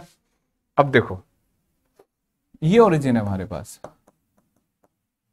तो इसका सेंटर ऑफ मास का कोऑर्डिनेट क्या होगा, tan a का बिल्कुल मिड होगा ना ये, तो इसके कोऑर्डिनेट होंगे बच्चों 0 5a, है ना, x0 ये, और ये tan a है, और ये डिस्टेंस और कितनी होगी, ये 2a है पूरा, तो ये आधा कितना होगा 1a, तो 0, 11a, है ना, 10 + 1 तो 11a, कोऑर्डिनेट पता लग गया। यहां पे भी x एक्सिस 0 है ना। चलो अब देखो कैसे सॉल्व करते हैं। ये हो जाएगा बच्चों मैं इसका YCM लिखने जा रहा हूं, A1Y1 plus A2Y2 upon A1 plus A2। A1 इस प्लेट का area 10A into 10A into 2A, ये तो एरिया हुआ, इंटू कोऑर्डिनेट 5A प्लस इसका एरिया ऊपर वाले का 10A इंटू 2A और कोऑर्डिनेट कितना हुआ 11A, ठीक है। और एरिया दोनों का सेम है तो 10A इंटू 2A 10A और 10A इंटू 2A। देखो बेटा 10A अपॉन 2A नीचे से ऊपर नीचे कॉमन आ कट जाएगा, ऊपर बचेगा 5A प्लस 11A और नीचे 2, ठीक है। ये हो गया 16A/2 यानी कि 8A, ठीक है। 8A पे इसका सेंटर ऑफ मास है। चेक कर लेते हैं कुछ गड़बड़ तो नहीं हुई। 11 5 16/2, ठीक है। इसका सेंटर ऑफ मास है, सेंटर ऑफ मास जो है बच्चों 8A। आप इसको ऐसे भी सोच सकते हो कि सारा मास यहाँ पे कॉन्सेंट्रेट कर लो। इसको आप ऐसे क्वेश्चन को करना चाहो तो ऐसे भी कर सकते हो, एक मास यहाँ एक मास यहाँ, ठीक है। और इनके बीच में डिस्टेंस तो भी कैलकुलेट कर सकते हो, तो भी सेम आएगा आंसर। ये डिस्टेंस कैलकुलेट कर लो पहले, और 2 पॉइंट मास M1 M2 के बीच में पॉइंट मास का फॉर्मूला बताया था ना, सेंटर ऑफ मास कहाँ होता है, उससे भी कर सकते हो। तो ये क्वेश्चन किया, ठीक है। अब एक धीरे धीरे एक इंटरेस्टिंग क्वेश्चन की तरफ बढ़ रहे हैं बच्चों। देखो उसको कैसे सॉल्व करते हैं। जैसे क्वेश्चन है कि ये एक डिस्क है, ठीक है, अच्छी बात है। ये एक्स है और ये वाई है, ठीक है। ये पूरी एक डिस्क है बच्चों ऐसे, इसका रेडियस है आर, ठीक है। और बच्चों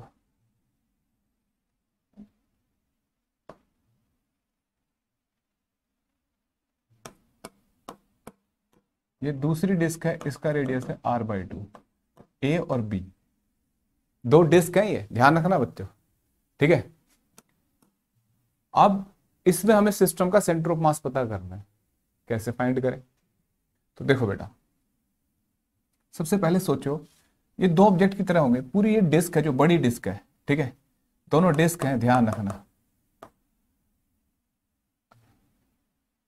अब देखो गलत लिख दी स्पेलिंग, डिस्क, ठीक है। इसकी बड़ी डिस्क का सेंटर ऑफ मास कहाँ होगा, ओरिजिन पे, है ना। और इसका सेंटर ऑफ मास यहाँ होगा जहां इसके डायगोनल कट कर रहे हैं, डायमीटर कट कर रहे हैं, तो इसके कोऑर्डिनेट क्या हो जाएंगे R/2 0, ठीक है। एक बात देखो, बड़ी डिस्क का भी y कोऑर्डिनेट 0 है सेंटर ऑफ मास का, और छोटी डिस्क का भी। इसका मतलब जो सेंटर ऑफ मास है वो एक्स एक्सिस पे ही लाई करेगा, y नहीं होगा। तो इस केस में XCM कैलकुलेट करेंगे हम, ठीक है, YCM की जरूरत नहीं है। तो XCM क्या फॉर्मूला होता है, A1x1 A2x2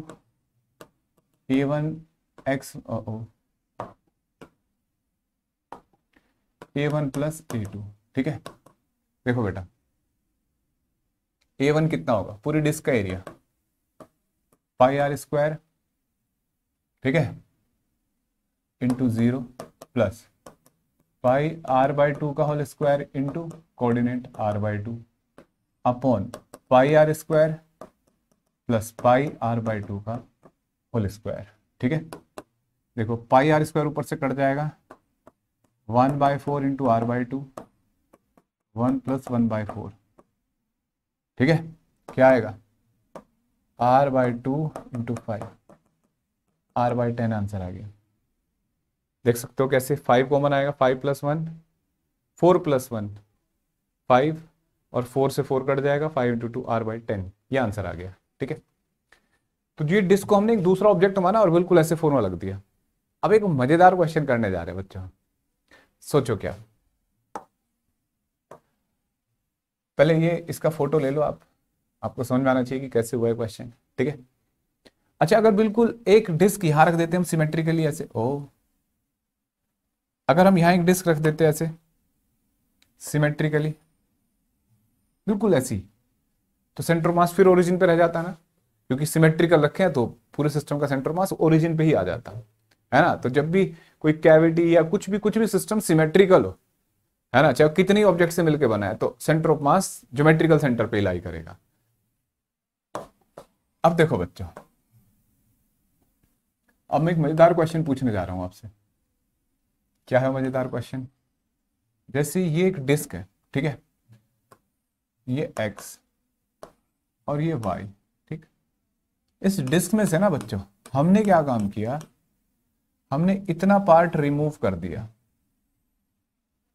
रिमूव, है ना, ये कैविटी बन गई।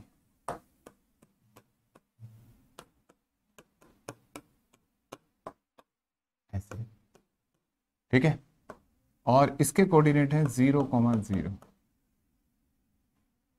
ये स्फेरिक, ये क्या हुआ, सर्कुलर कैविटी बनी, ठीक है। इससे रिमूव कर दिया पार्ट, थोड़ा अच्छा सा नहीं बनी है, तो देखो बनाता हूं मैं।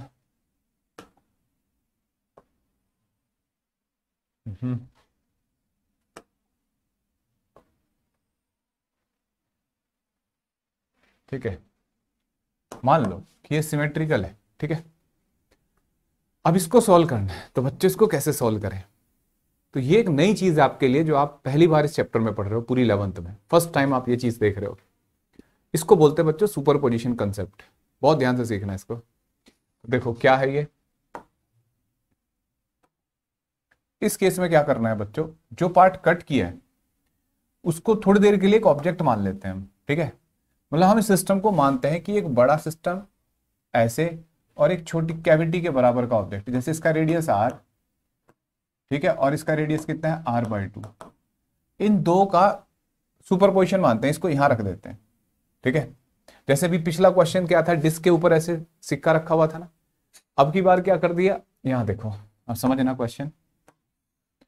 जैसे हमारा फॉर्मूला है XCM, ठीक है। अब यहां लिख लो इन केस ऑफ कैविटी, मतलब ये पूरा कंसेप्ट बना रहा हूं मैं, इन केस ऑफ कैविटी, ठीक है। तो क्या करना है बच्चों, XCM हो जाएगा A1x1 या M1x1 plus M2x2 upon M1 plus M2, ऐसे लिख सकते हैं। तो ये तो हमने पढ़ा है। अब तुम देखो, जो पूरा ऑब्जेक्ट सोचो, पूरा ऑब्जेक्ट है ना ये डिस्क, तो इसका मास कितना है, हमने M1, एरिया कितना है A1। तो क्या करना होता है, ऐसा सोचते हैं कि जैसे ये तो प्लस डेंसिटी है इसकी और इसकी माइनस, जो कट किया है ना उसको एक ऑब्जेक्ट मान लो, और कैसी डेंसिटी का, नेगेटिव डेंसिटी का। अब जब तुम इसे उठा के यहां पे रखोगे तो इतने हिस्से का मास जल जाएगा नहीं, सोचो, प्लस माइनस खत्म हो जाएगा। अरे सर मास कैसे खत्म होगा, तो मान लेते हैं इस बात को, ठीक है, कि इस डिस्क के ऊपर ये वाला डिस्क रखोगे तो इतने हिस्से का मास बर्न कर जाएगा और ये कैविटी बनेगा यहाँ, ठीक है। अब देखो M1x1 plus M2x2 upon M1 plus M2, M1 कितना होगा बच्चों, देखना जरा, M1 होगा mass into surface mass density into area, तो surface mass density into area x1 plus minus sigma into A2 x2 upon sigma A1 minus sigma A2। A2 होगा area of cavity, ये special ध्यान रखना है। अगर question में दो cavity हो, एक यहां बना रखी होगी, तो माइनस A3x3, ठीक है। और एरिया ऑफ कंप्लीट ज्योमेट्री, ठीक है, इंक्लूड कैविटी। ध्यान रखना है बच्चों यहां थोड़ा सा, इंक्लूड कैविटी यानी कि पूरी डिस्क का एरिया लेना है, ठीक है। अब देखो बेटा, सर इसके अलावा कोई तरीका क्यों नहीं है, सर कोई तरीका है नहीं भाई, ऐसा अनसिमेट्रिकल ऑब्जेक्ट है, इसका तो मैंने फॉर्मूला पढ़ाया नहीं आपको। इसका दो तरीका है, एक तो तरीका ये है, दूसरा तरीका है इंटीग्रेशन। अभी मैं आपको डिफरेंट शेप की वजह से इंटीग्रेशन सिखाऊंगा, एलिमेंट लेना, तो वो केवल आपको जेई वगैरह के जो बच्चे हैं, KVPY एडवांस वाले, उनके लिए जरूरी है, नीट के और CBSE के लिए जरूरी नहीं है वो इंटीग्रेशन मेथड, ठीक है। तो क्या जरूरत है, अब देखो, देखो बच्चों, सिग्मा कट जाएगा, है ना, ऊपर नीचे से, यहां सिग्मा कॉमन आके कट गया, तो A1x1 minus A2x2 upon A1 minus A2, ठीक है, ये XCM आ गया। सिमिलरली YCM क्या होगा, A1 Y1 minus A2 Y2 upon A1 minus A2। ठीक है बच्चों, अब देखो और समझो, जैसे मैंने क्या काम किया, अब इसका फॉर्मूला बता रहा हूं, इसको सॉल्व कैसे करें। ठीक है, तो पहले आप इसे नोट कर लो अच्छे से। अब मैं इसको कैसे सॉल्व करना है ये दिखा रहा हूं।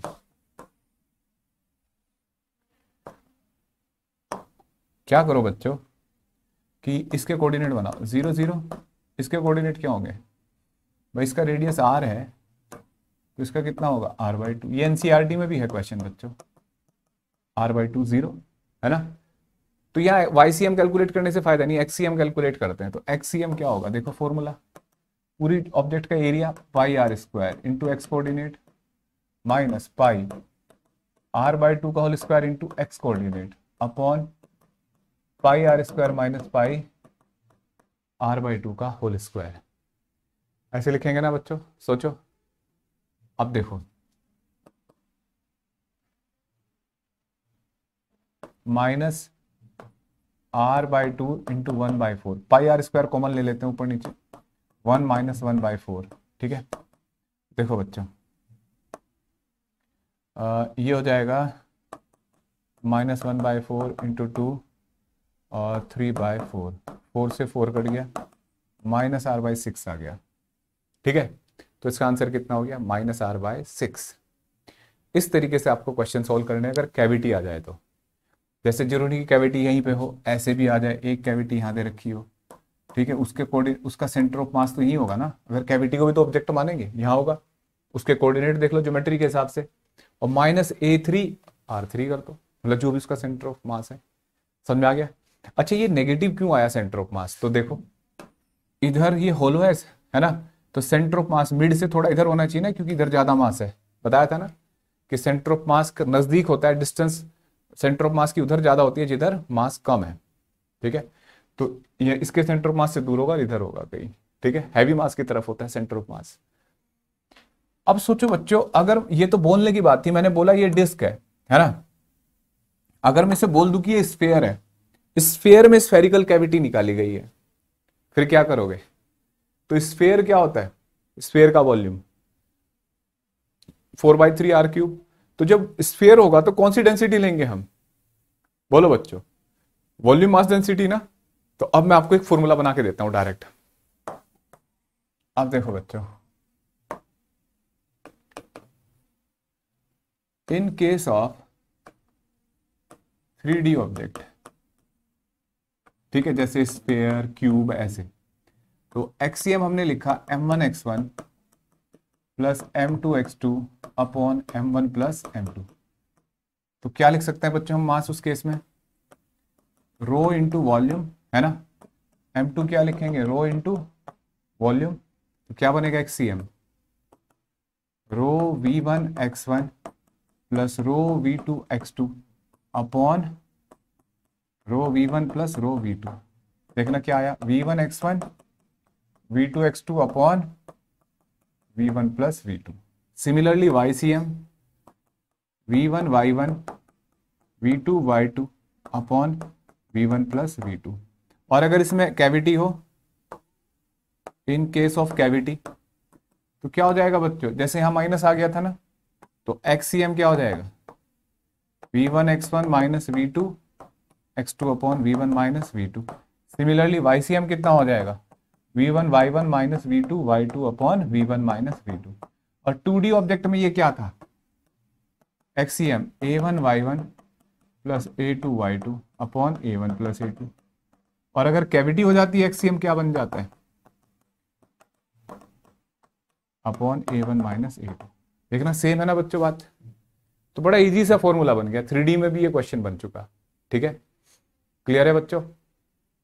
अब मैं जैसे आपसे एक क्वेश्चन पूछ लूं, ठीक है, करके देखें 3D में। भाई एरिया को वॉल्यूम से रिप्लेस कर दिया, सीधे सीधे आप ऐसे याद कर लो कि area is replace by volume, ऐसा कर लो, बस वही फॉर्मूला काम कर जाएगा। ठीक है, अब जैसे मैं आपसे कहूं कि ये क्वेश्चन है,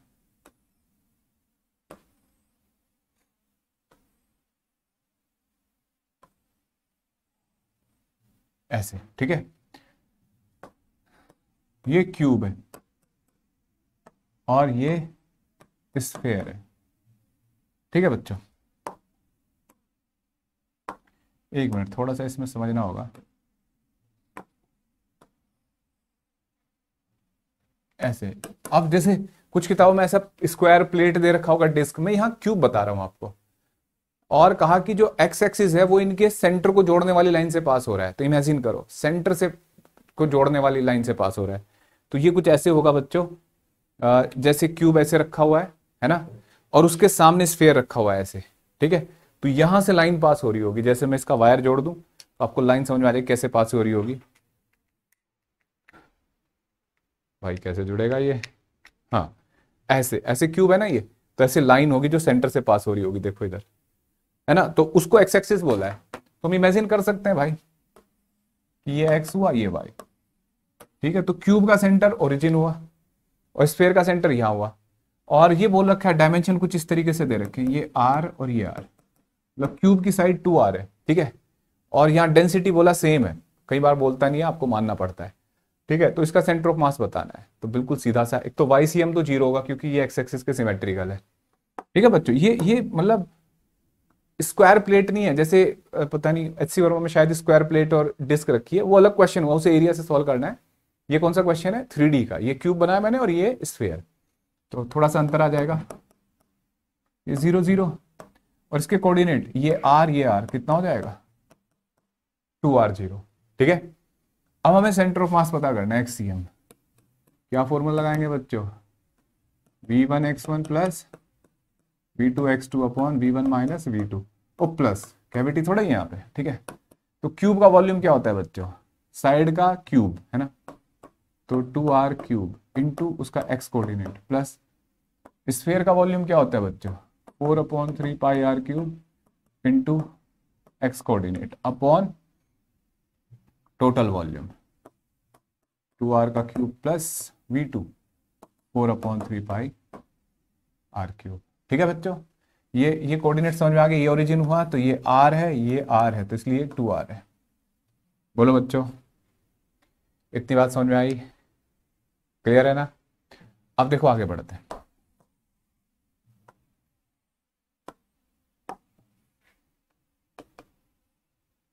नेक्स्ट पॉइंट बच्चों, नेक्स्ट पॉइंट।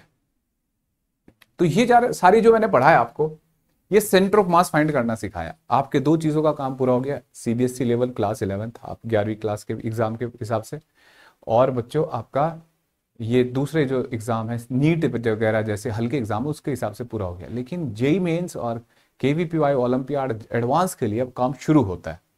तो अब मैं यहां पढ़ाने जा रहा हूं बच्चों, सेंटर ऑफ मास ऑफ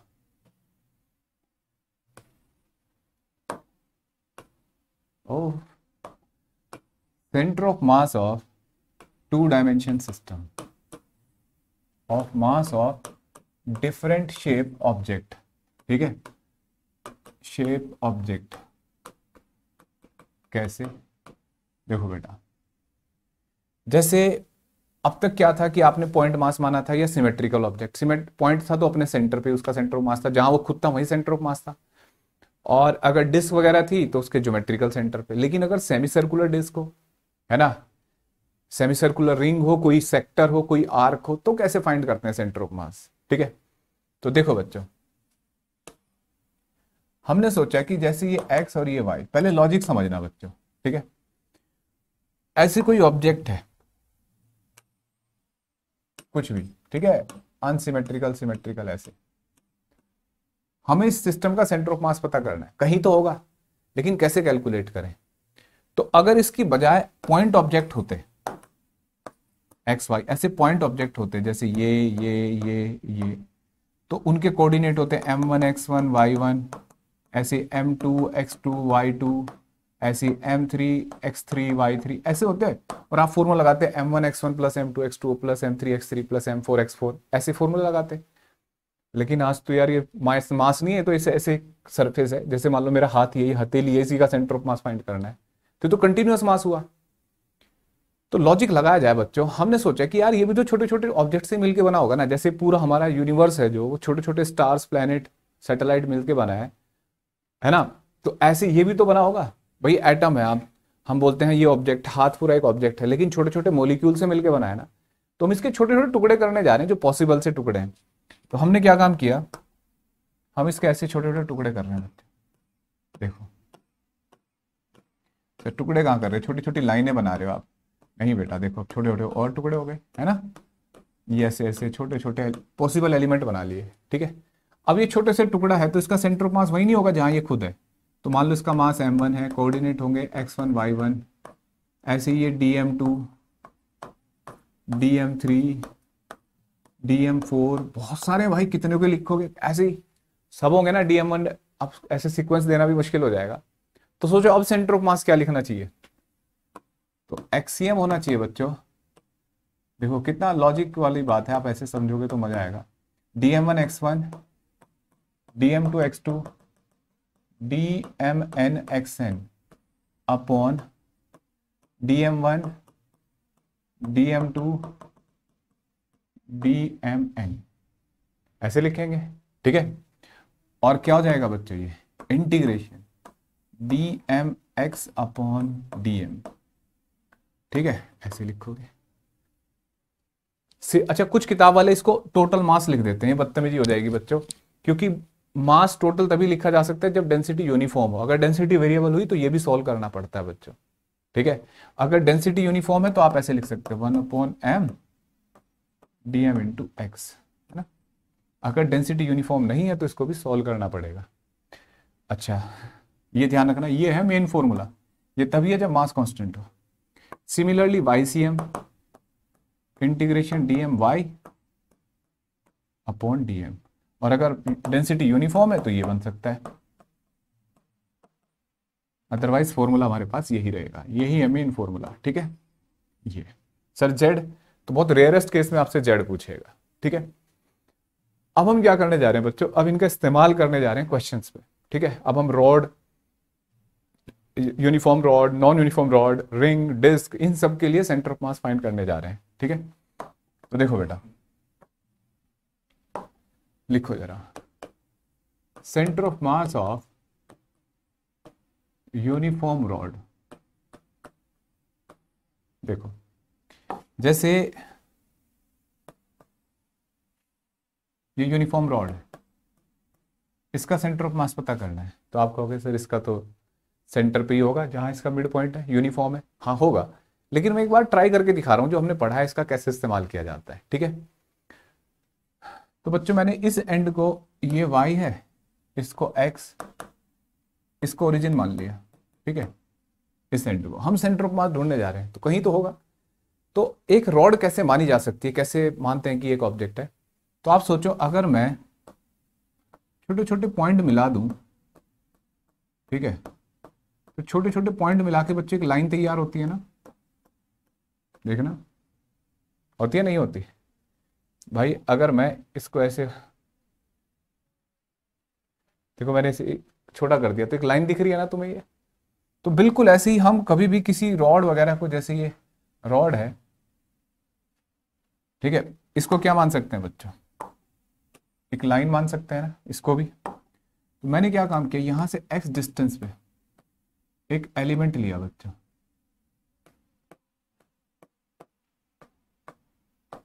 ठीक है, dx एलिमेंट। भाई इसमें भी तो ऐसे ही छोटे छोटे एलिमेंट लेंगे ना, यहाँ यहाँ यहाँ यहाँ यहाँ यहाँ यहाँ यहाँ, है ना, उनको जोड़ देंगे।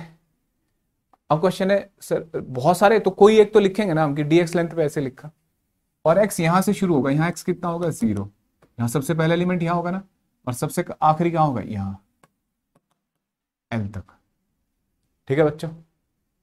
तो देखो XCM इंटीग्रेशन, क्या फॉर्मूला है बच्चों, x dm अपॉन dm, ठीक है। dm होता है बच्चों जो एलिमेंट होता है इसका छोटा सा एलिमेंट का मास, और x उसके सेंटर ऑफ मास का कोऑर्डिनेट, तो ये छोटा सा मास है तो सेंटर ऑफ मास भी यही है, तो x तो वही हुआ। dm कैसे कैलकुलेट करें, तो देखो हमने सोचा लैम्डा इसकी लीनियर मास डेंसिटी है, दैट विल बी m/l होगी, है ना। तो जब लेमडा पता है तो dx लेंथ की डेंसिटी का मास कितना होगा, क्या सिखाया था अभी, लेमडा इंटू डी एक्स सिखाया था ना बच्चों। तो देखो x dm की जगह lambda into D x upon dm lambda D x ऐसे। सर अच्छा कुछ बच्चे ऐसे, सर डीएम से डीएम काट दो, इंटीग्रेशन से इंटीग्रेशन एक्स बचा, ऐसा मत कर देना, ये वेरिएबल है पूरा सॉल्व होगा। हाँ जो कांस्टेंट होता है वो कर सकता है, जैसे लेमडा कांस्टेंट है, मैंने बोला यूनिफॉर्म रॉड है, इसको काट सकते हो, ठीक है। अब देखो बेटा, ऊपर एक्स डी एक्स और नीचे डी एक्स, एक्स की लिमिट, यहाँ पे एलिमेंट होगा तो एक्स कितना होगा 0, और यहाँ तक जाते जाते एक्स कितना हो जाएगा एल, ठीक है। यहाँ पे 0 और यहाँ पे कितना होगा एल, ये हो जाएगा एक्स स्क्वायर बाई 2, 0 से एल और x 0 से l, ठीक है। तो L square by 2 L, L by 2, clear है। तो ये सेंटर ऑफ मास कितना हो जाएगा एल बाई 2, कोई डाउट बोलो बच्चों। तो सेंटर ऑफ मास आ गया, centre of mass of uniform rod is L by 2। तो आप लोगों के सर ये तो हमें ऑब्वियसली पता था। अब इसकी बजाय अगर बच्चों क्वेश्चन में मजा आ जाए, अगर वो ऐसे बोले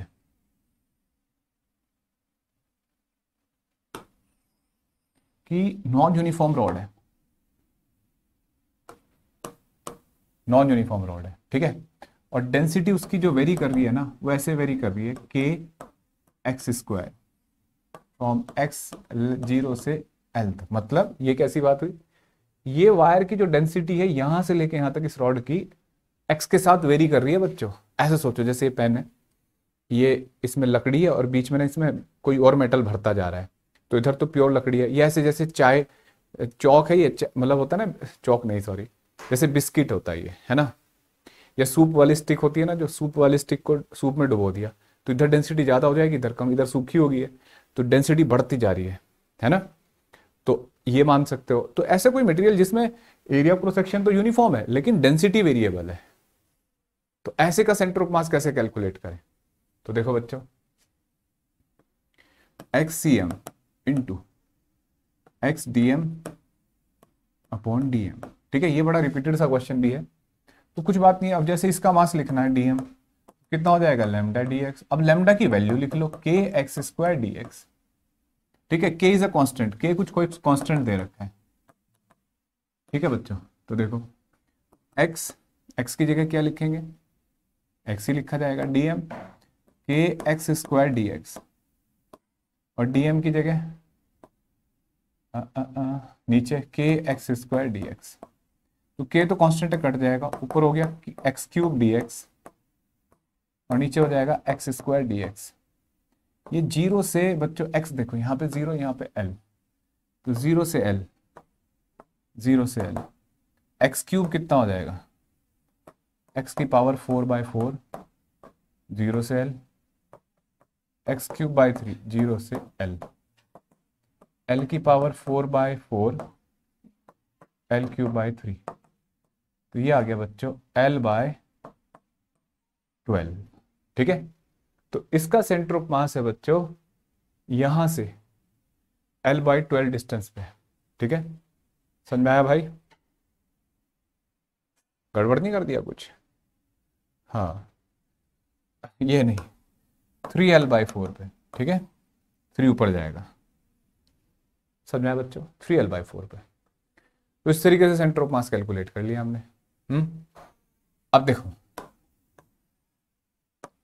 ये सीधा वायर था, अब किसी बच्चे के दिमाग में सर अगर वायर आर्क की फॉर्म में हो, अब कुछ नया सीखने जा रहे हो बच्चों इस चैप्टर में। आप देखो एक बात ध्यान देना बच्चों कि इस चैप्टर में हर पॉइंट पे कुछ नया सीखने जा रहे हो, और ये आपको बार बार रिपीट करने को मिलेंगे फिजिक्स में। अब आपको लगेगा सर हमें कैसे पता लगेगा, तो धीरे धीरे सारी चीजें आएंगी आपको, लेकिन ये फिजिक्स में 4-5 बार रिपीट होगा इस चैप्टर में, फिर अगले चैप्टर मोमेंट ऑफ इनर्शिया में, रोटेशन में, तो इस तरीके से कई बार ये यूज होने वाला है, तो इसलिए आपको सीख लेना है, ठीक है। कुछ नई चीज नहीं है, ये 4-5 टाइप के इंटीग्रेशन होते हैं। आपको ऐसा बार बार लगेगा यार ये अलग इंटीग्रेशन है, ये अलग है, ऐसा नहीं है, वो 4-5 इंटीग्रेशन है जो आपको समझने होते हैं।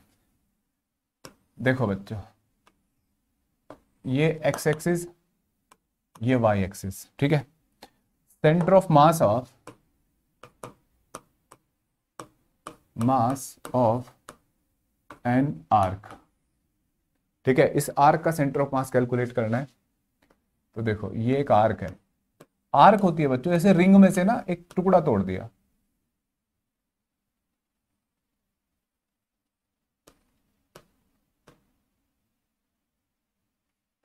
ठीक है। तो देखो बेटा ये एक आर्क है, ठीक, ये अपने सेंटर पे ना ऐसे एंगल बना रही है थीटा, ठीक है। इसका रेडियस है आर। हमें बताना है सेंटर ऑफ मास कितना होगा। इसका मास होगा कुछ ना कुछ, यूनिफॉर्म है लेकिन, ठीक है। तो देखो बेटा अब इसमें कैसे एलिमेंट ले भाई, है उसमें तो एलिमेंट लिए थे, तो यहां पे भी एलिमेंट लिए जा सकते हैं। एक बात तो पक्की है कि इसका सेंटर ऑफ मास इसी लाइन पे लाई करेगा, वाई पे, एक्स तो जीरो होगा। तो सोचो इसमें भी तो ऐसे एलिमेंट लिए जा सकते हैं ना, छोटे छोटे छोटे छोटे ऐसे। तो मान लो हमने ऐसे यहां पे एक एलिमेंट लिया बच्चों, फाई एंगल पे छोटा सा एंगल बनाते हुए, d phi element, d phi बहुत छोटा सा एलिमेंट है ऐसे, ठीक है। और इसकी लेंथ, आपको एक बात और समझनी है, आज से याद रख लो, वैसे पता होगी आपको, ये फाई है और ये एक्स है, ये आर है। तो फाई इक्वल टू होता है बच्चों एक्स बाय आर, और x equal to r phi, ठीक है, x equal to r phi. तो इसकी लेंथ जो होगी बच्चों ये वाले टुकड़े की, आर डी फाई, ऐसे लिखी जा सकती है। इस वाले टुकड़े की लेंथ आर डी फाई है, ठीक है। अब लैम्डा इसकी मास डेंसिटी मान लो, लैम्डा, ठीक है, लीनियर मास डेंसिटी। अगर उसकी वैल्यू लिखनी हो तो total mass upon total length. तो लेंथ वगैरह में यहाँ कंफ्यूज हो जाएंगे, इसलिए हम नहीं लिख रहे, ठीक है। और देखेंगे बाद में अगर जरूरत पड़ेगी तो लिख देंगे। तो देखो बच्चों y c m integration y d m upon d m, ठीक है। तो वाई कितना होगा, जो एलिमेंट लिया बच्चों उसका सेंटर ऑफ मास देखना है, तो उसका सेंटर ऑफ मास कहाँ होगा, यहां, सोचो। तो वो वाई कोऑर्डिनेट होता है। तो कितना होगा बच्चों, जैसे हमने रेडियस आर है तो ये डिस्टेंस होगी ना, तो ये कितनी होगी, आर कॉस फाई, है ना, आर कॉस फाई। तो r cos phi dm, dm को क्या लिखो, lambda into length, dl upon नीचे क्या होगा, डीएम, लैम्डा इंटू डीएल, है ना बच्चों। अब ध्यान देना, लैम्डा इंटू डीएल लिखा। अब यहां कितने वेरिएबल हो गए, लेंथ वेरिएबल, फाई वेरिएबल, है ना। तो हमें क्या करना है बच्चों, यहां एंगल की नॉलेज है तो एंगल के टर्म में लेके आना है। तो इन सारे वेरिएबल को फाई के टर्म में लेके आना है। तो सही तरीका क्या है, डीएल हमने क्या बताया अभी, आर डी फाई ना, जैसे यहां बताया आर इंटू फाई। तो यहाँ एंगल छोटा है तो डी फाई हो जाएगा। तो अब देखो मैं डीएल की वैल्यू लिखने जा रहा हूँ, लैम्डा से लैम्डा काट दो क्योंकि कांस्टेंट है, आर कॉस फाई, और डीएल की जगह लिखेंगे आर डी फाई, ठीक है, और lambda r d phi. R भी कांस्टेंट है तो कट जाएगा, आर कॉमन ले लिया, cos phi d phi, d phi. अब देखो बच्चों फाई की लिमिट लेते हैं। तो सबसे पहला एलिमेंट कहाँ होगा बच्चों, ये फाई यहां से शुरू हुआ है, देखो यहां से पहला एलिमेंट यहां, लेकिन हमें तो इधर भी कवर करना है ना इसको, है ना। तो ये एंगल कितना होगा इधर, minus theta by two, phi की वैल्यू होगी माइनस थीटा बाई टू से प्लस थीटा बाई टू, ठीक है, माइनस थीटा बाई टू से प्लस थीटा बाई टू, ठीक है बच्चों। Y c m cos phi का मतलब साइन फाई, ठीक है, ऐसे, और फाई का integration minus theta by two से प्लस थीटा बाई टू, ठीक है। कोस का इंटीग्रेशन बच्चों साइन होता है, सॉरी वो तो डिफरेंशिएशन में होता है, ठीक है। तो देखो बच्चों R sine theta by two minus sine minus theta by two upon ये theta by two minus of minus theta by two. देखो बेटा इसको क्या कर सकते हैं हम, ये ऐसे बन गया, ये देखो साइन माइनस थीटा माइनस बाहर आ जाएगा, तो ये हो जाएगा भाई 2r sign theta by two upon theta, ठीक है, ये YCM आ गया। आपको ये याद करना है, लर्न इट। कुछ बच्चों को लगेगा सर लीव इट, लीव नहीं लिखा ये, लर्न इट। ठीक है, याद करो इसको। अब इससे क्या फायदा होगा, अब मैं बड़ा एक बेसिक सा एग्जांपल होता है, जैसे ये आर्क है, ठीक है, सेमी सर्कुलर आर्क है, इसका सेंटर ऑफ मास बताना है कहाँ होगा इस लाइन पे। ठीक है, तो ये YCM है ना, ये YCM कितना होगा ये देखो। तो इसमें थीटा कितना एंगल बना रही है अपने सेंटर पे, पाई बना रही है ना पूरा। भाई यहाँ आर्क ऐसे एंगल बना रहा था ये थीटा, तो इस केस में कितना हो जाएगा, बोलो बच्चों, पाई ना। तो थीटा की जगह पाई रखो, तो 2r sine pi by 2 upon नीचे थीटा की जगह पाई, साइन 90 क्या हो, साइन पाई बाई 2 साइन 91, कितना आ गया 2r बाय पाई। तो ये डिस्टेंस होगी 2r बाय पाई। तो सेमी सर्कुलर आर्क का सेंटर ऑफ मास उसके इस बेस वाले पॉइंट से 2r बाय पाई ऊपर होता है। ठीक है, तो मेन फॉर्मूला बच्चों ये हुआ 2r sine theta by 2 by theta. Clear है। ऐसे ही क्वेश्चन बच्चों ऐसे मिल सकता है कि अगर एक क्वाड्रेचर हो,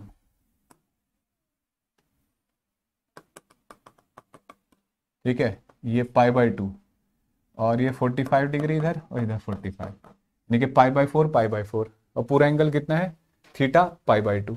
तो जैसे यहां रखो तो YCM कितना हो जाएगा 2r साइन थीटा हुआ पाई बाई 2 और पाई बाई 4 हो जाएगा ये, और थीटा पाई बाई 2। ठीक है, तो साइन पाई बाई 2 क्या होता है 1 बाई रूट 2, ये 4 ऊपर जाएगा 4r by pi into root 2। ये फॉर्मूला बन गया बच्चों। ठीक है, तो क्वाड्रेचर का सेंटर ऑफ मास यहां कहीं होगा, तो ये फॉर्मूला जरूरी है आपको याद हो, उसके बाद कुछ भी डिराइव हो सकता है। क्लियर है। अब अगली ज्योमेट्री देखते हैं।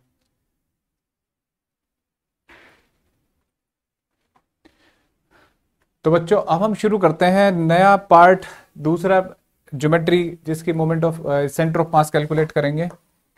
अब जैसे आपसे पूछा जाए कि भाई डिस्क है, सेमी सर्कुलर डिस्क, इसके सेंटर ऑफ मास को बताओ। ठीक है, तो एक तरीका यह है कि हम इसको कैलकुलेट कर ले, लेकिन क्यों ना हम एक ऐसा फॉर्मूला बना ले जिससे हम disc, semi circular disc, quadrature part किसी का भी कैलकुलेट कर ले, जैसे भी रिंग में बताया मैंने आपको, है ना। तो मैं आपको एक सेक्टर का जैसे ये कैलकुलेट करके देता हूं, centre of mass of a sector. Sector समझते हो बच्चों, जैसे सर्कुलर डिस्क है, जैसे CD है, तो CD का कुछ पार्ट तोड़ लें हम, ठीक है, सर्कुलर डिस्क में से। तो जैसे ये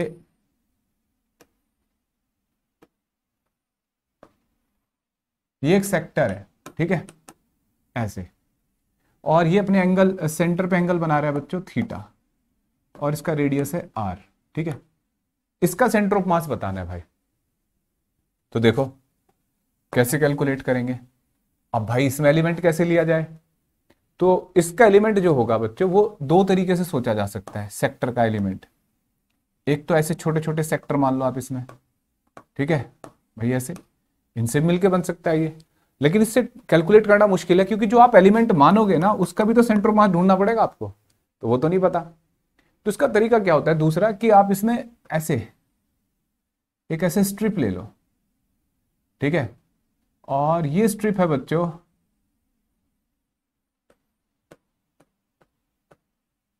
इसका रेडियस है r, ठीक है, और थिकनेस है बच्चों इसकी dr, ठीक है, radius small r, thickness dr।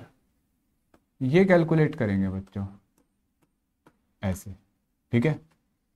इसका सेंटर ऑफ मास कैलकुलेट करके हम क्या कर सकते हैं, पूरे ऐसे बहुत सारे एलिमेंट ले सकते हैं ना, इसमें इंटीग्रेट कर लेंगे। तो देखो यहां पे भी XCM तो 0 आएगा, है ना, YCM ही आएगा क्योंकि इसे एक्सिस पे लाई करेगा। तो YCM YDM upon integration DM, ठीक है। अब देखो बच्चों, सबसे पहला क्वेश्चन है कि भाई y कितना होगा, तो जो ये आर्क है इसका रेडियस हमने स्मॉल r लिया, तो कहां पे होगा इसका सेंटर ऑफ मास, अभी पढ़ के आए हम, आर्क का सेंटर ऑफ मास देखो क्या लिखाया था बच्चों, भी देखते हैं, 2r sign theta by 2 upon theta, है ना। तो ये एक आर्क है, इसका सेंटर ऑफ मास होगा 2r sign theta by 2 upon theta. ठीक है बच्चों, ऐसे लिख दिया, इनटू ये y है, into dm upon dm integration. ठीक है, अब जो कांस्टेंट है वो बाहर लिख लेते हैं, 2 sign theta by 2 upon theta, तो ये तो कांस्टेंट है ना। इंटीग्रेशन देखो ऐसे लिखा हमने। अच्छा, अब dm कैलकुलेट करेंगे बच्चों, है ना, dm अपॉन dm ऐसे लिख सकते हैं। अच्छा, एक स्मॉल r भी वेरिएबल है, rdm। ठीक है, अब देखो बेटा, समझना आपको, ये इसका अब dm लिखेंगे तो dm होगा सिग्मा इंटू डी, नीचे भी सिग्मा इंटू डी, है ना। सिग्मा से सिग्मा काट दो क्योंकि कांस्टेंट है। अब इसका एरिया कितना होगा इसका, ये बड़े मजेदार बात है। तो इसका एरिया बच्चों देखो आप, ये इसको जैसे कैंची से कट करो इसको, है ना, कैंची से कट करो इस व्हाइट वाली पट्टी को और सीधा करो, तो कितनी लेंथ होगी इसकी, बताओ बेटा, पाई आर ना। और थिकनेस कितनी होगी इसकी, डी आर, है ना, होगी नहीं बच्चों, थोड़ा गलत बोल गया मैं, इसकी लेंथ ये ऐसे है ना, पाई आर नहीं होगी, आर इंटू थीटा। ठीक है, ये रेडियस है इंटू थीटा, ये लेंथ हुई इंटू थिकनेस डी आर, है ना। तो देखो, तो ये हो जाएगा, और ये मल्टीप्लाई में ही है भाई,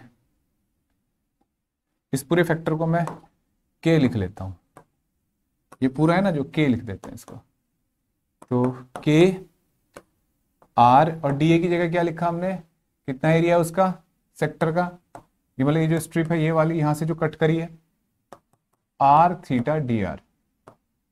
ठीक है, तो r थीटा डी आर, और dA का कितना होगा, बोलो बेटा, dA का होगा नीचे भी d r theta d r, theta cut गया। ठीक है, k r square d r upon r d r. R कहाँ से कहाँ तक, जीरो से कैपिटल आर, भाई सबसे पहले आर यहाँ बनेगी, फिर ऐसे बनती जाएगी यहाँ तक, जीरो से कैपिटल आर, जीरो से कैपिटल आर। ठीक है, ये हो जाएगा k r cube by 3 zero से आर, और ये आर स्क्वायर बाई 2 जीरो से कैपिटल आर।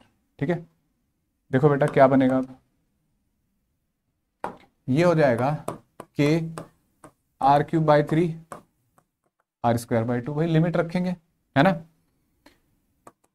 ये हो गया 2k बाय 3r, और k कितना लिखा था हमने ये पूरा, तो ये हो गया 4, भाई k की वैल्यू रखो, तो 2 into 2 4 r sign theta by 2 upon 3 theta.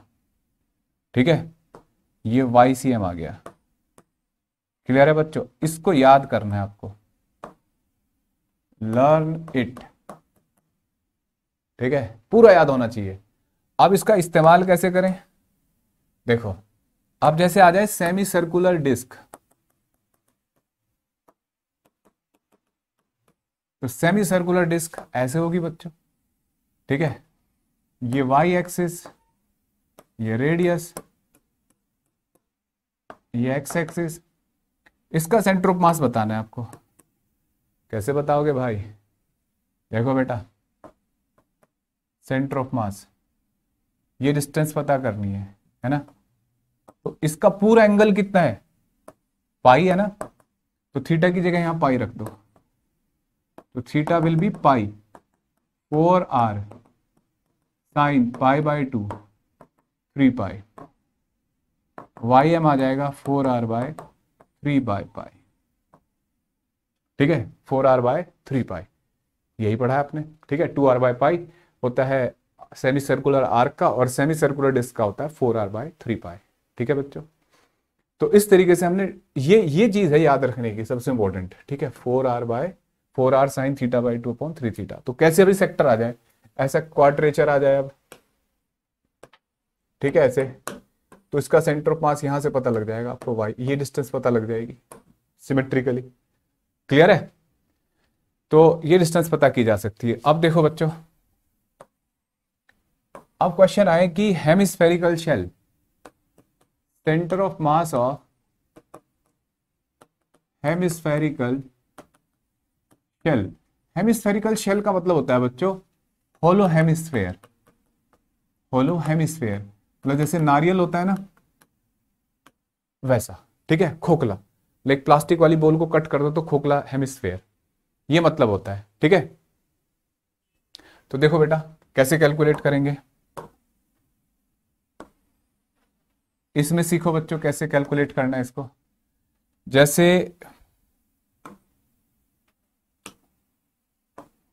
ये रेडियस आर है, ठीक है, हेमिस्फेयर हुआ, सॉलिड हेमिस्फेयर हुआ तो क्या होगा, बस इतना चीज बता दूंगा मैं आपको कैसे कैलकुलेट करना है इसमें। इसका सेंटर ऑफ मास सीख लो आप। तो देखो इसमें एलिमेंट कैसे लिया जाएगा,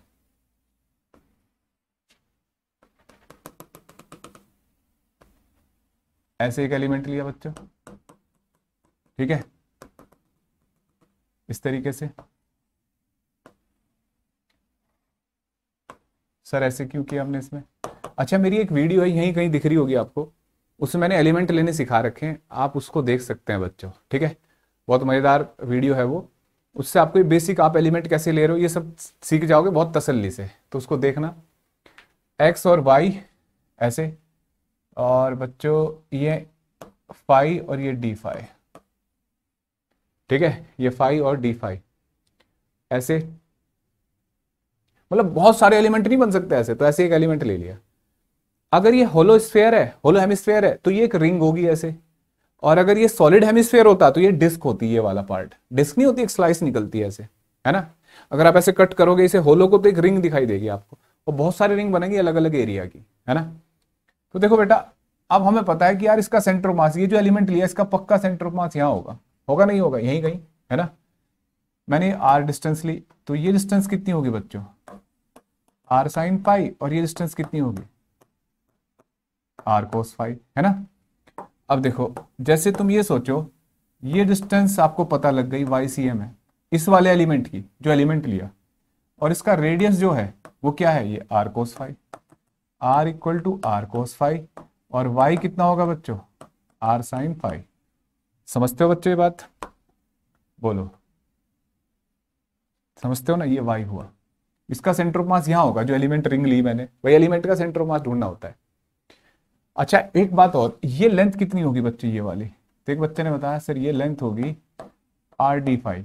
देख लो ये एक छोटा सा सेक्टर बन रहा है ना, आर्क बन रही है ना, तो आर्क की लेंथ ही होती है। तो अगर मैं कहूँ कि यार इसका एरिया पता करना है मुझे येलो स्ट्रिप का इसका, तो आप इसे कट करके ऐसे बाहर करो तो सीधी निकलेगी, तो उसकी लेंथ क्या होगी, इसका सरकमफ्रेंस, है ना, 2 पाई आर, और थिकनेस कितनी होगी, ये डी आर, मतलब ये ऐसी लेंथ होगी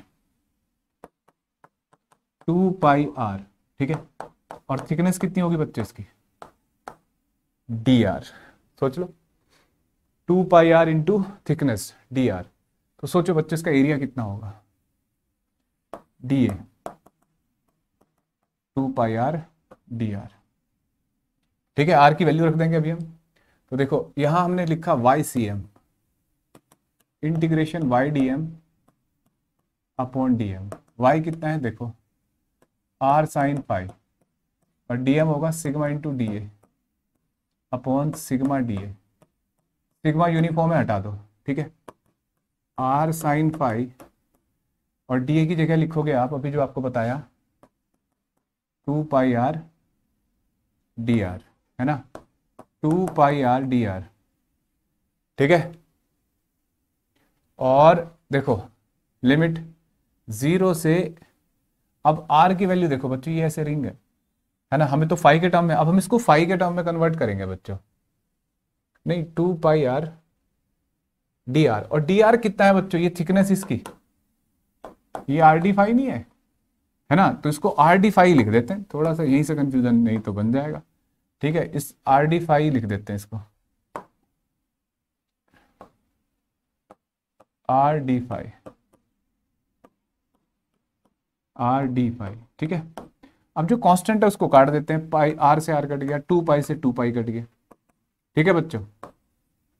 आर, एक आर बाहर रहेगा, साइन फाई। अब देखो ये स्मॉल आर कितना है, आर कोस फाई, ठीक है। तो r square cos phi d phi upon, ये हो जाएगा नीचे small r, r cos phi d phi, ठीक है बच्चों, ऐसे लिख सकते हैं, ठीक। अब देखो कुछ छोटा तो नहीं है भाई, नहीं। अब मैं यहां एक 2 ऊपर नीचे मल्टीप्लाई कर देता हूं, आपको समझ में आ गया होगा क्यों, क्योंकि ये साइन 2 फाई हो जाएगा, है ना। एक आर से आर काट दो, r by 2 sine 2 phi d phi upon cos phi d phi, ठीक है बच्चों। देखो अब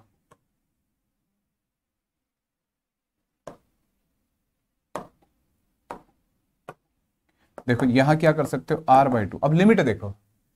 तो जो सबसे पहले ऐसे रिंग बनाते जाओगे, यहां से शुरू करोगे बच्चों आप, ऐसे बनती जाएंगी बनती जाएंगी, तो ये फाई बढ़ता जाएगा ना ऐसे, और कहां तक बढ़ेगा, यहां तक। तो फाई कितना हो जाएगा, 0 से पाई बाई 2, ठीक है। यहां से यहां तक आप कहोगे सर इधर भी तो जा रहे हो, भाई आप इधर से इधर जा रहे हो तो ये ऑब्वियसली कवर हो रहा है ना, पूरा एलिमेंट ले रहे हैं हम। तो 0 से पाई बाई 2, और ये भी 0 से पाई बाई 2।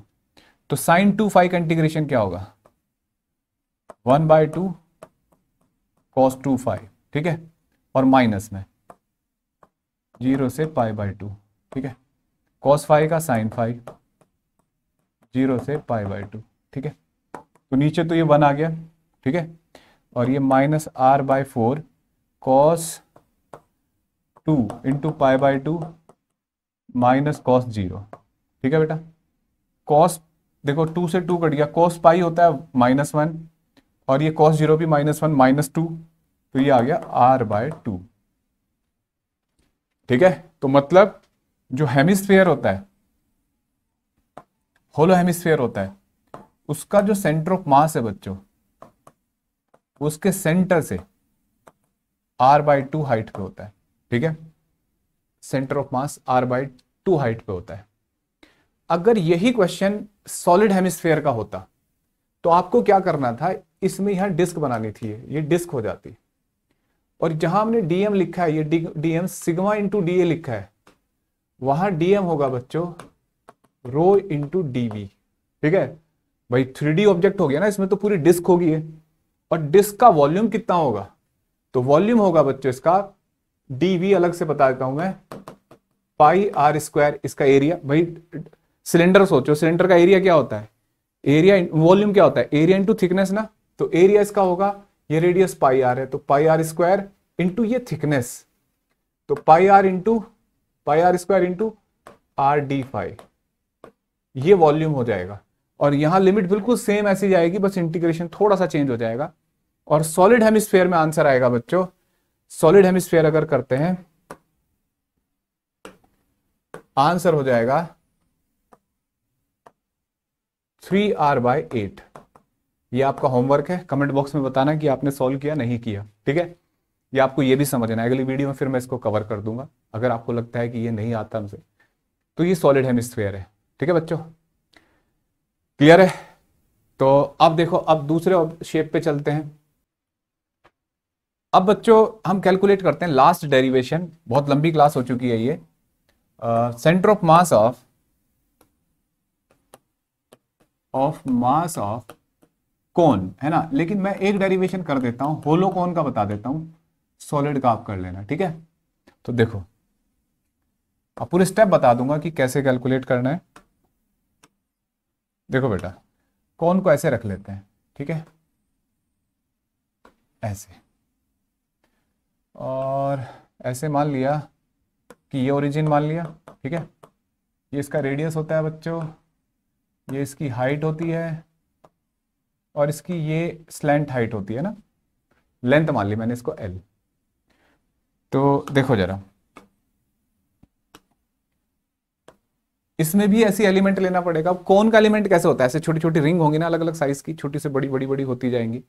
और अगर ये सॉलिड कौन है तो इसमें स्लाइस बनेंगी, छोटी स्लाइस बड़ी स्लाइस, ऐसे है ना, कुल्फी जैसे होती है। कुल्फी कौन का एग्जाम्पल है। तो देखो आपने क्या काम किया, ऐसे इसमें एक एलिमेंट ले लो,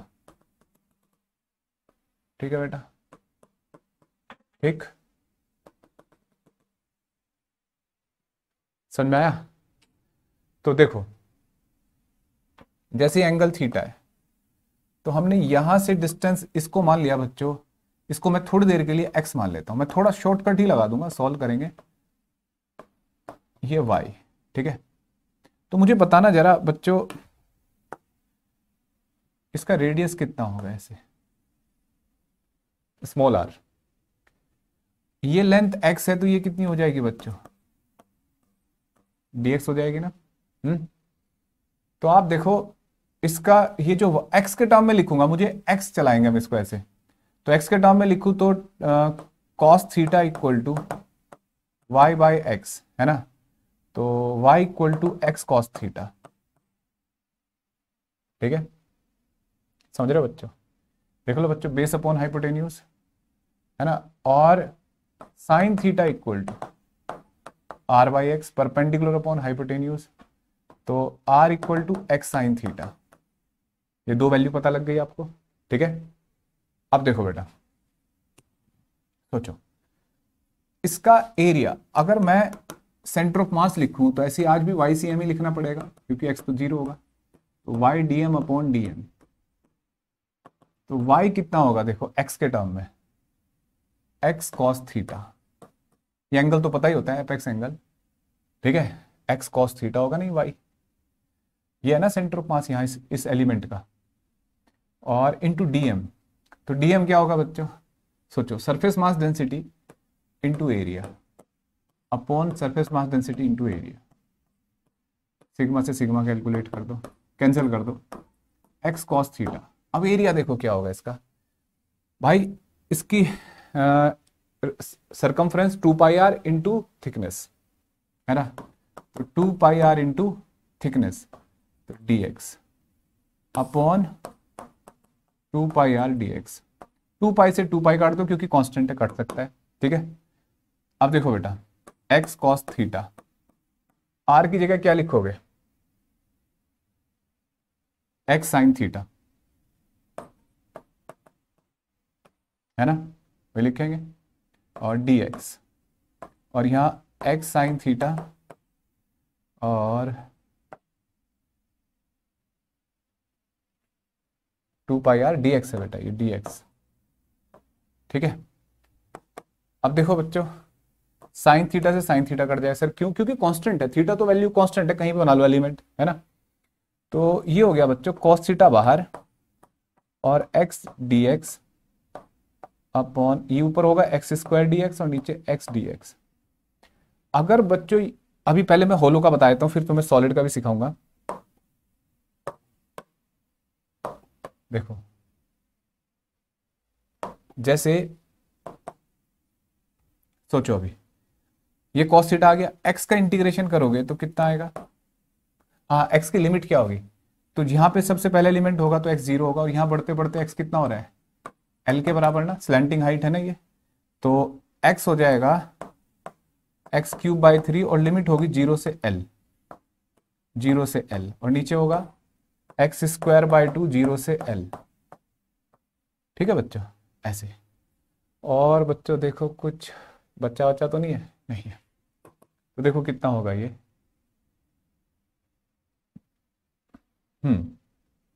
एक्स स्क्वायर बाई 2, ठीक है, तो cos theta L cube by 3 upon L square by 2, तो ये हो गया बच्चों 2 बाई 3 और एक एल बचेगा, एल कॉस थीटा, ठीक है। अब देखो बच्चों ये एल है पूरा और ये थीटा है, तो इसका इधर कंपोनेंट एच कितना होगा, एल कॉस थीटा नहीं होगा, समझना बच्चों, एल को इधर रिजोल्व कर दो, एल कॉस थीटा होगा ना, तो पूरे एल कॉस थीटा को क्या लिख सकते हो, 2 बाई 3 एच, तो ये वाई सी एम आ गया। बोलो बेटा समझ में आया। अगर ये यानी कि इसका जो एपेक्स होता है, एपेक्स से 2h/3 पे सेंटर ऑफ मास होता है कोन का। अगर ये सॉलिड होता तो यहां स्टेप बदल जाता, यहां लिखा जाता रो डीवी, यहां पे भी रो डीवी, ठीक है, रो से रो कट जाता। डीवी क्या होता, तो डीवी होता बच्चों इसका वॉल्यूम, ये जो डिस्क ली है आपने, और इस डिस्क का वॉल्यूम होगा dv equal to pi r square into thickness dx। बस आर की वैल्यू सेम यही ऐसे ही रखनी है, कैलकुलेशन करनी है, और उसका आंसर आएगा YCM 3h/4। समझ रहे हो बच्चों, ये आंसर आएगा। क्लियर है, ये आंसर आ जाएगा अगर सॉलिड कौन हो जाए तो। ठीक है बच्चों, तो बच्चों आज मैंने आपको सिखाया सेंटर ऑफ मास क्या होता है। ठीक है, और एक बार रिवाइज कर देता हूं। सेंटर ऑफ मास क्या होता है, तो एक ऐसा पॉइंट जहां पे हम किसी ऑब्जेक्ट को बैलेंस कर सकते हैं, जहां उसकी पूरी इनर्शिया उसका मास कॉन्सेंट्रेट करता है, और अगर किसी भी ऑब्जेक्ट के सेंटर ऑफ मास पे फोर्स लगाया जाता है ना, ये सेंटर ऑफ मास है और फोर्स यहां लगाया जा रहा है, तो ये पूरा एक ऐसे मूव करेगा कि इस पूरे ऑब्जेक्ट को मैं एक पॉइंट ऑब्जेक्ट में कन्वर्ट कर दूं, इसका मास, और अब फोर्स लगाऊं तो जिस एक्सेलेरेशन से पहले चल रहा था उसी एक्सेलेरेशन से अब चलेगा। That point is called centre of मास। ठीक है, और अगर कोई भी ऑर्डिनरी ऑब्जेक्ट है, जैसे ये ऑब्जेक्ट है, मुझे इसका सेंटर ऑफ मास फाइंड करना हो डेली लाइफ में, तो क्या तरीका होता है, तो आपको क्या करना है बच्चों, यहाँ पे 3 होल बना लेने हैं। जैसे कोई भी शेप है, जैसे ये इरेगुलर सी शेप है, इसमें 3 होल बना लो, ऐसे 3-4 किनारों पे। ठीक है, बना लिए, उस होल से रस्सी बांध के टांग दो ऐसे, फिर टंगेगा तो एक लाइन खींच देना ऐसे। ठीक है, फिर इसको इस होल से रस्सी बांध के टांग देना, फिर एक रस्सी ऐसे लाइन खींचना, वो कहीं कट करेगी। ठीक है, फिर एक होल ये है, इससे ऐसे टांग देना इसको, फिर एक रस्सी यहां से हैंग करेगी, फिर वो एक लाइन देखना कहां कट करेगी, वो तीनों लाइन एक जगह कट करेंगी। 3-4 लाइन बना सकते हो आप और ज्यादा एक्यूरेसी के लिए। तो जब आप उस पॉइंट को मार्क कर लोगे और उस पॉइंट को ऐसे हाथ करके ऐसे बैलेंस करोगे बच्चों, तो ऐसे सेंटर ऑफ मास वाला पॉइंट आएगा। तो ये डेली लाइफ में सेंटर ऑफ मास फाइंड करने का तरीका है। अगली क्लास में बच्चों हम इसकी कॉम्प्लिकेटेड प्रॉब्लम, इससे मोशन के क्वेश्चन, सिंपल से लेके मुश्किल तक के सारे क्वेश्चन आपको सिखाएंगे। उम्मीद करता हूं कि आज आपको ये बात समझ में आ गई होगी। ठीक है, अगली क्लास में मिलते हैं। Wish you all the best.